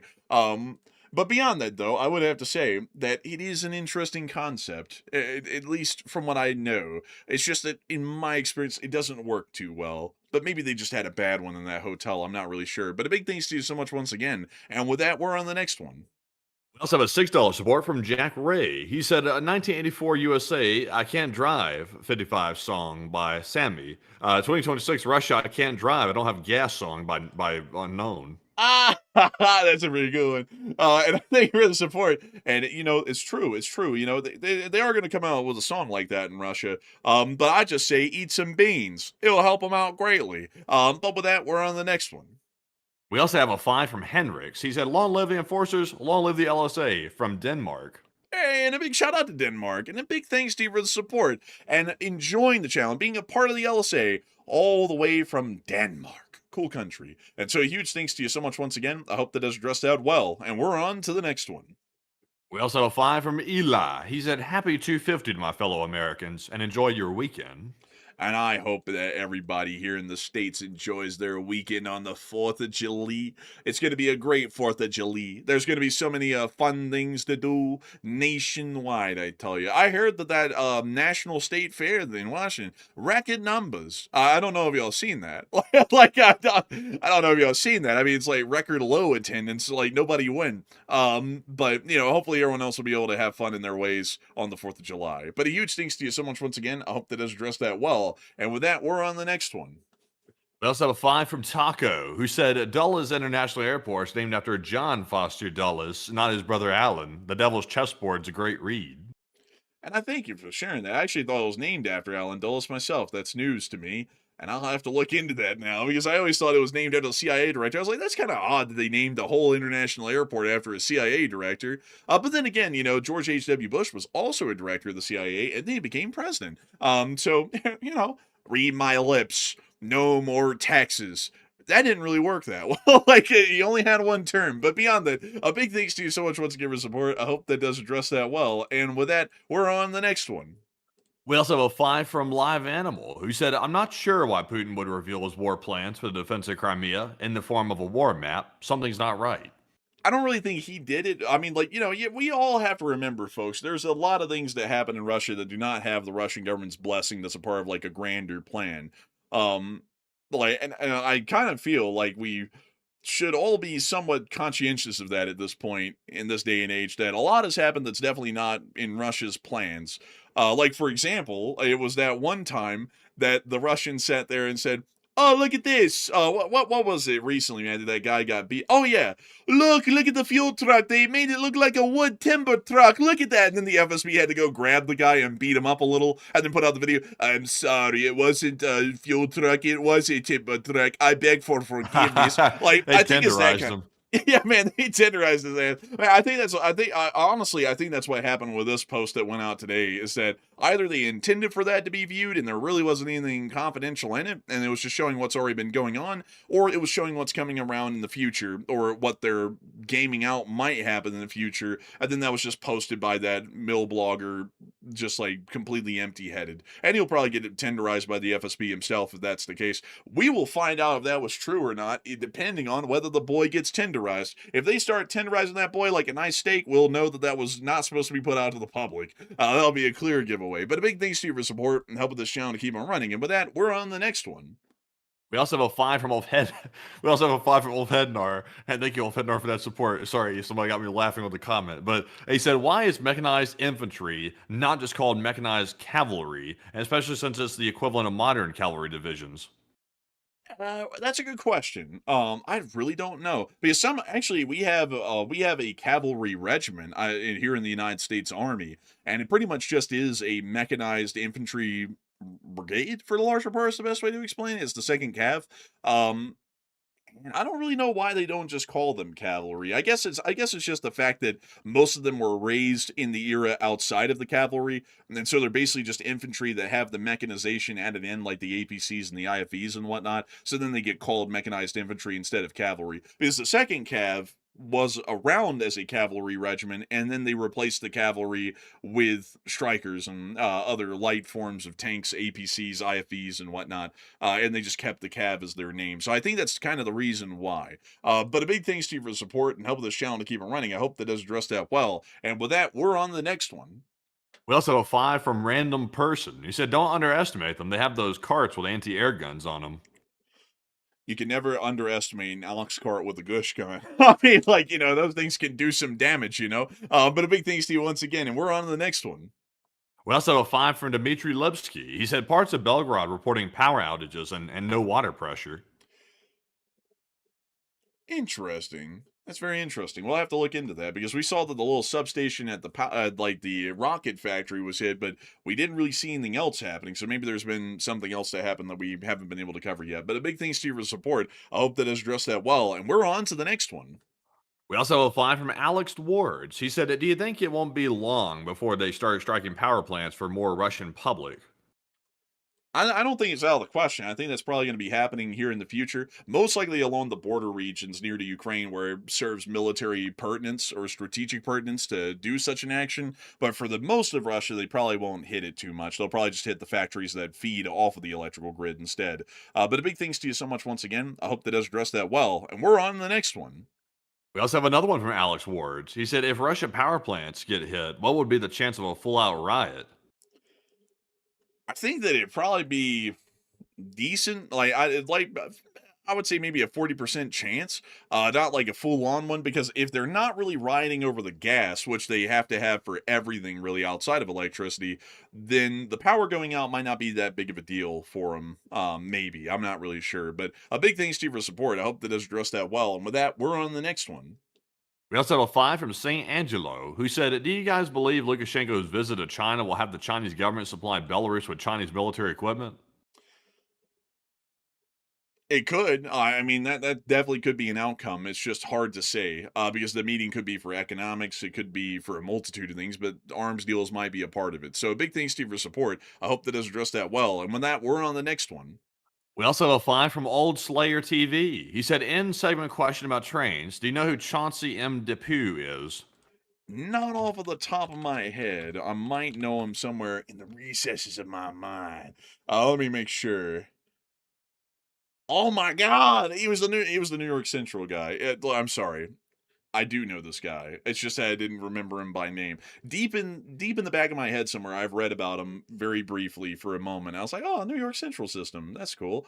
But I do not know him off the top of my head because I'm not really a big guy into like the New England or middle colonies kind of like railroading history. I'm really like my focal point in the railroad world was like Alabama and like generally the US Southeast. So I could tell you about like the president of the L&N, Milton Smith, but Chauncey Depew is generally beyond my knowledge. For the most part, I did read like a little synopsis of every major railroad that ever exists in America one time, and I think he was mentioned once in that. But outside of that, I never really heard of him or read about him much before. But big thanks to you for the support and helping this channel to keep on running. And with that, we're on the next one.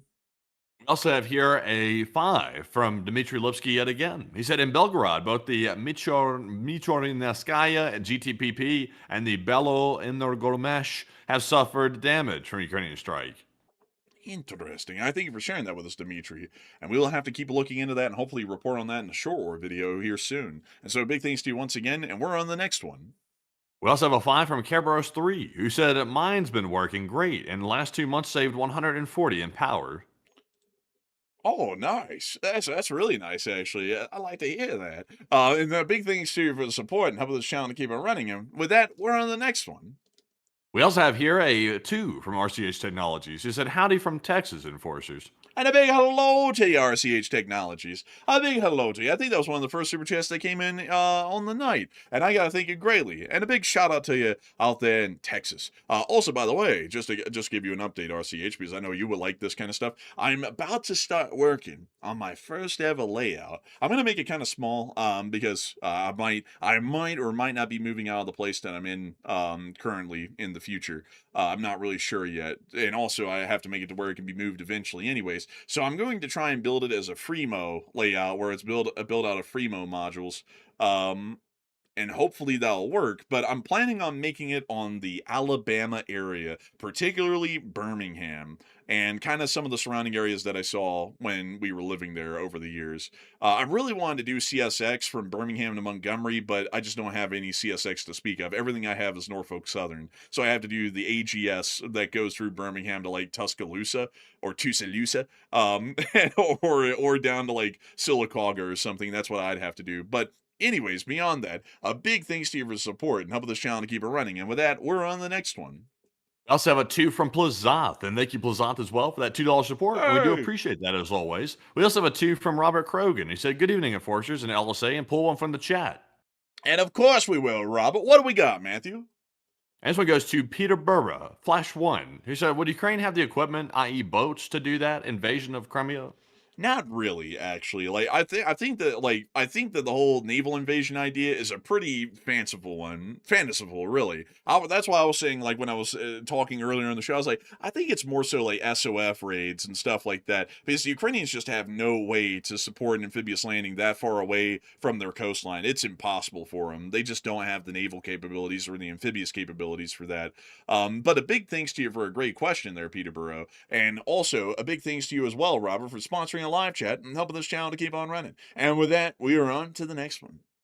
And the next one goes to Gavin Matthews, who put in a 2 and said, why are these wars happening? Can't everyone just chill? Nobody can chill. There's no such thing as chill. There is no such thing as chill. I mean, think about it, folks. Think about it. Where in the world is there chill? Not really anywhere. Not anywhere at all. Matthew, name a It's not even place. about chill. It's about blood money. Oh, it's not even about blood money. Think about it, Matthew. I mean, you know, you can go down to the most basic unit in America, the neighborhood or the general locality.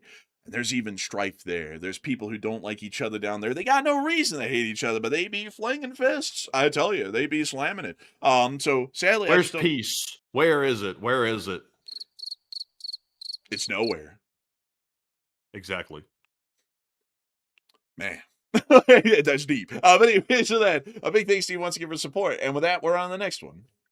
We also have a $20 support from Jenna, last name Tolls, who puts in a 20. We do appreciate the support once again, Jenna. And they said, what's the viewership overall tonight? And what are the odds of hurting your hand with fireworks? And that many people watch this show and will hurt their hand. They'll hurt it bad. And happy 4th.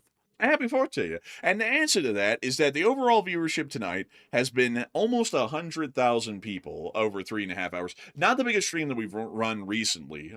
In most metrics, actually, it's been kind of a bit of a smaller stream tonight, but we kind of expected that because the title of the stream was very close to the title of the video earlier in the day, which I do have to say, goodness, that video earlier today, that thing did well. I wasn't displeased with that video. I was happy to see how it did. Huh? I said, whoa.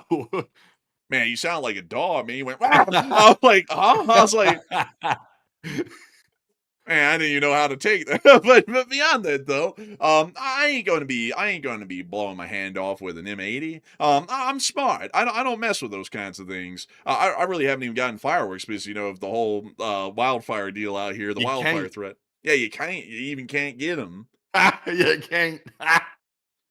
Man, he's just getting a kick out of everything. Like, he's going crazy and everything. They literally have signs up everywhere in Salt Lake City, like these massive, like mobile, like road sign, like digital things talking about fireworks prohibited July the 2nd through the 5th. It's like, damn. It's like, honestly, like it's probably needed. You know, and someone's still out there going, I'm going to shoot off my fireworks. They're going to burn down like a quarter of the city. Man, the book needs to be thrown at them. Like, if it happens. I hope the cops book them. I hope the American Fork PD is on this shit and someone mentions Legos, because God forbid, like, man, like, God forbid the judgment of God's coming down on those people via the prophet. I mean, like, you know what I mean? Man, I tell you. We need, you know what we need, folks? We need the guy, whoever starts the fire. Like, whenever you see someone out here about to shoot off fireworks, especially down near American Fork, you need to go up to them with a camera on a live stream and say, what do you think about the Reckless Ben Lego deal? And get their opinion. And hopefully it's something where they're like, man, F the American Fork PD. They're going to roll out the SWAT team on that guy. Like, they don't even have to worry about a fire at that point. They're going to get him before anything happens at all. But anyways, with that inside joke, well, not really an inside joke. I think everyone gets that around the country at this point. That's an outside joke. Yeah, that's an outside joke. That's a national joke at this point. But a big thanks to you once again for support. I hope that has addressed that well. And we're on to the next one.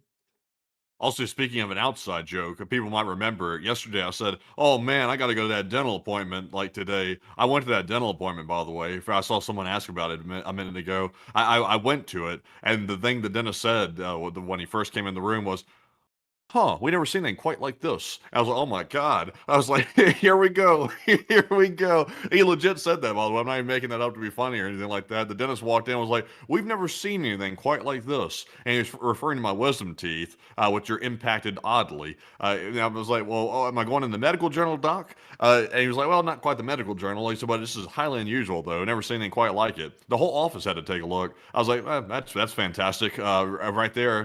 Luckily, it's not causing a problem, though. But if I ever try to have my wisdom teeth taken out, I could end up sounding like Rocky from what's that movie? It's not, the movie's called Rocky, isn't it? Yeah. man, you're gonna come back. You're gonna come back, man, and someone's gonna be like, "Man, your voice. You can't go on the show." Adrian, don't ask me to stop being a man. You're gonna be like talking like that. The Ukrainians are like 2 steps away from victory. It's a crazy thing. The way they're like 2 steps away from victory. I'll be sounding like that or something. So I can't even mess with my wisdom teeth. I mean, wisdom teeth are just the way they are. Or otherwise, it could be trouble. But I've got a whole nother thing I got to get tended to and all that stuff. Endodontist and all this other junk with that other tooth that they were yapping about. But yeah, I tell you what. I always like, and also, like the dentists were like the nice people, by the way. They did a good job, but I always hate having to go to a doctor, dentist, or anything because they like pull out all those different like utensils and they start like they'd call it scaling, but it's like I don't know what in the hell they do with that like pick, but they are like just like going right into like those slam gums it with into that your pick. teeth, like Yeah, in your gums and everything. Yeah, I'm like sitting there my hardest, and it happens at every dentist I've ever been to. It's like that pick, they get that pick and they're like driving into your gums. It's like, and of course your mouth starts bleeding. I mean, I think everybody goes to the dentist has that happen. I'm not sure who doesn't. But it's like you feel like you come out of there like after getting mangled. You feel clean, but you feel like you got mangled too, like to a certain degree. So yeah. Man, also, the first thing that was said, like when I first walked in and got the X-rays and everything like that was, you're not from here, are you? I was like, what makes you say that? And they were like, you sound Southern. I was like, really? I was like, I sound that Southern that you could tell that quickly. All right, yeah. And also, nobody out here has deep voice like that. I was like, oh, really? I was like, well, why is that? Yeah. I'm like, why is that? I'm like, they're like, yeah, no dudes around here have deep voice like that. I was like, interesting. Man. Man, the second to last time I went to the dentist, my gums did not bleed. And they were amazed. They were like, wow, you're taking such good care of your gums and teeth. And you could still feel like that thing pricking into your gums even then. Like it hurt a little, like not a whole lot. It hurt generally. And it's like, yeah, it's like, yeah, I brushed my teeth. So the last time I ever went, which was a while ago, they were like, oh, it's bleeding a little. Do you brush your gums? And I was like, yeah, I do. It's like you just like slammed the pike into my gum and it's going to bleed. Like there's blood in there. Like that's what I was thinking about. I was like, yeah, but yeah, I do. Like I do. But anyways, with that, it's time for us to move on to the next one. And our next one goes to Ross, who put in a 5. He said, Matt, according to John Lennon, peace is to be found in bed. In what way was he referring to? It could mean several things there. I don't mean to have a hot take here. I don't know if this is a hot take, but the last person who ought to be lecturing anyone about anything is John Lennon. I mean, like, Yoko Ono was basically a punching bag most of their, like, time together. It's like, I don't really think this guy is, like, of the sound moral construction to, like, be telling other people anything. He's always talking about, imagine all the people. And then Yoko Ono comes in, whoa! He's like, come here, woman. And it's like, I don't know. Like, I don't know. Like, yeah, you put out some lines every once in a while that were kind of memorable. But, the whole thing that he did with, Yoko Ono, yeah, kind of like the whole Joe Jackson thing, it was kind of to that degree. But anyways, with that, we are on to the next one. And our next one goes to Flamingo, but in a 2, and said pizza and pineapples together forever. I have to say, pineapple on pizza is not that bad. Like, some people make it sound like it's the end of the world. It's not that bad. I would say it's like maybe a B-tier pizza. It's not my favorite, but if it's cooked well, it's pretty good. Like, I would say. But the big thanks to you once again for support. I hope that has addressed that well. And so cool. You're lying. She was not a great singer. Yoko Ono does not sing. She just screams and like makes noises. It sounds like that stuff that they did in Operation Wandering Soul in Vietnam to make the VC think that the ghosts of the dead were haunting them. That whoa, that kind of stuff. That's just Yoko Ono singing. GI, it is best to jump from a sinking ship. Like, Man, I've been seeing people take that audio recording of that lady that was telling the U.S. soldiers that in Vietnam. I've been seeing them take that audio recording. They'll put like a different country's name in it, like if you know what I'm talking about, in it now. I think I have seen that before. But man, I love listening to that Hanoi Jane or whatever they called her or something, the one that was on like the voice. Dude, it's so funny. Like the lines are so hilarious. GI, your country does not care for you. They care for shareholder and money. It's like, well, honestly, that's like kind of like real to a degree, but it's like screw you still. The It's American, the red-blooded American said back very, very forcefully, "Damn it, woman, that's why we're fighting for the shareholders." Like, we were not expecting this, GI. Accept their fate, GI. Okay, GI, now we tie you to the floor and fling water on your face. It's like, okay, it's like maybe this wasn't a great idea to say this here in the Hanoi Hilton. This might not have been a smart idea. They actually say though that like from most of the people that I've ever listened to that did the interviews, getting serious here about the Hanoi Hilton. Fortunately, it wasn't all torture because when Ho Chi Minh died, they like laid back on the torture heavily after that for the remainder of the war and weren't as heavy on it, which is quite good for the POWs because we all have ever heard the stories that actually came out of the Hanoi Hilton and all of the other POW camps that North Vietnam had. They're terrible. I mean, like some of the worst treatment that you could ever hear of for an American POW in most cases. But anyways, with that, we are on to the next one. We also had two from RCH Technologies yet again. They said, I think John Carrier invented the AC. You're right, RCH Technologies. Everyone should remember John Carrier. He should be taught in schools. So, you like being in this cool room in your middle school? Thank him. Thank that boy. Thank our boy, John Carrier. He's a real one. He's basically like the James Watt of our time. But a big thanks to you once again. I hope that does address that well. And with that, we're on the next one. We also have two from Flamingo, who said, long live the infringers, LSA. The infringers? The infringers. That's an interesting one right there. If we ever create a spin-off channel, we could call it that.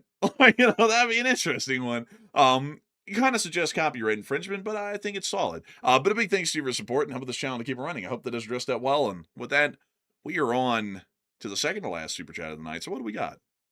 And this one goes to Carabos, who puts in a 5 once again. They said, anyone that hates pineapple pizza for sweet, better hate Monte Cristo. I gotta go pull this up. For some reason, I want to have a Monte Cristo sandwich, but I've never had a Monte Cristo sandwich. It's got jam in it. This is a very long period of silence. It's got. I was waiting for you to finish what you're about to say, man. You said it has jam in it. Like that was that was a very monumental moment there. I was waiting for you to finish your statement. It's a ham sandwich with cheese with jam in it. That was the whole point. I thought you were gonna go, ugh, that sounds pretty good. Man, he gave me literal crickets in real time. I said, man, it's got jam in it. And then I said that, like, no, the dead silence. I was like, what the hell am I doing? It's like, yeah, I made some chicken and I put some Worcestershire sauce on the top of it. It's Worcestershire sauce, Matthew. It's Worcester. Man, Worcestershire. Man, bro, really from the South. Man, shit, I went to England and I went to that damn Worcestershire. Bro, I got that damn Worcestershire sauce. Bro, you went into the dentist today. That's the question they ask you. Then they say, you're not from here, are you? How would you know? Yeah, honestly though, I mean, like, Monte Cristos do sound pretty good. I'd like to have one. I would like to enjoy one myself. I don't know, Mandy, would you like a ham sandwich with jam in it? I mean, I'll pretty much eat anything for the most part, as long as it's free. That's my motto. As long as it's free, because I would hate it if I bought a Monte Cristo, which is probably like $7 these days, and you eat the thing and it doesn't taste as good as you think it would, and then you feel like you wasted $7. There's something so painful. I don't know if y'all can agree with me. Tell me if y'all can. There is something extremely painful about spending any amount of money on any kind of a food item and tasting it, and it doesn't taste as good as you thought it would, or it doesn't taste good at all. That is more painful than like losing a couple of $1 million probably on the stock market in a single day. Like, I don't know what it is, but that is the worst pain you can feel and regret about spending money on food that doesn't taste good. But anyways, yeah, that's why I love cheap stuff. Is you won't mess up too bad if it's not that great. You know, speaking of cheap food, I went to Costco the other day for in a very long time. I went back to Costco the other day, but I went in there and they were all out of rotisserie chickens. Like the whole rack was empty. I went kind of late in the evening when everybody was getting off of work. So I circled around like a couple of times like a hungry shark, waiting for more rotisseries to come out to the little like shelf over there. So I kept circling around and nothing was coming out. There was barely anybody back there, but the moment it started piling rotisseries on, people swarmed in like piranhas, like on that section with the rotisseries. I had no idea, but I showed up after work to go grab rotisseries off the shelf back there. But I had to go in like a piranha too to go grab them. It's like, dang, if I don't jump in the middle of this mix of piranhas, I'm not going to get a chicken. So I had to go jump in the middle of it. I felt like I was fighting for like my life trying to get that chicken the other day. But I finally got one though, and then it was like a small one. I was like, damn, I got like a small chicken. Like it only lasted for like 3 or 4 sandwiches. Damn, dude, that's rough. Man, I haven't had a Costco chicken in a minute. But I will tell you, folks, I can make a mean turkey sandwich. Goodness. But anyways, a big thanks to you once again for that support and helping this channel to keep it running, Flamingo. And with that, actually, I'm sorry. That was not Flamingo. That was not Flamingo. That was. Oh, That was let's see. flamingo. It was Flamingo. Yeah. Look, Jack, I'm getting hungry and shit. I can't remember. I don't know. You stacking spaghetti into the man on the moon. Are you good? Are you all right? Are you safe? Look, you gotta talk about the Trump card. But anyways, with that, we're on to the next one. And also, go-kart says some people were grabbing 2 and 3 of those rotisseries off the rip. I did. There was like, I saw that greed. I saw the greed they speak about, like in books. There's some people walking up there grabbing like 2 of those chickens at a time. Like, I was looking at them like, what, how dare you? I remember I looked at one of the people walking off with like 2 or 3 of them in one hand, and I was like, I even like stared at them for a minute. I was like, really? I was like, 3 chickens in one go. And they just sort of like looked back and smirked and then walked off with all 3 of the chickens. I was like, damn, there goes 3 of them. And then all the other piranhas started coming in for the chickens. I was like, they only put out like, I think 20 of them. They had like, I think like 30 or 40 people waiting to get a chicken. I was like, dang, I've been circling like a shark, so I'm definitely getting one. It's something like dehumanizing about like waiting for a Costco chicken, like circling around like a shark. Like if everybody's waiting for that $4.99 chicken right there. It's like, I get the fact we want our cheap chicken, but do we really want to circle around like piranhas? And for me, I'll circle around like a piranha and go in like right for a shark. Man, I feel like that's such a biblical level of greed and gluttony there, like taking 3 rotisserie chickens. I feel like you ought to write to Pope Leo about that and see if you'll put out a treatise on like like biblical levels of greed and gluttony. I don't know if you heard, but he actually had to excommunicate like 7 bishops today, if you didn't hear, because of this whole small schism that's going on.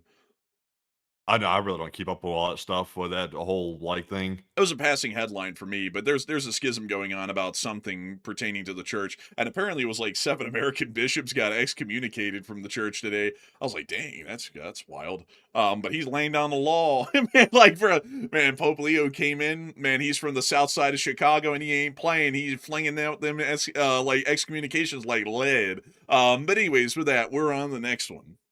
We also have a $2 support from David Ford. He said, staying on the 4th, random fireworks trigger me.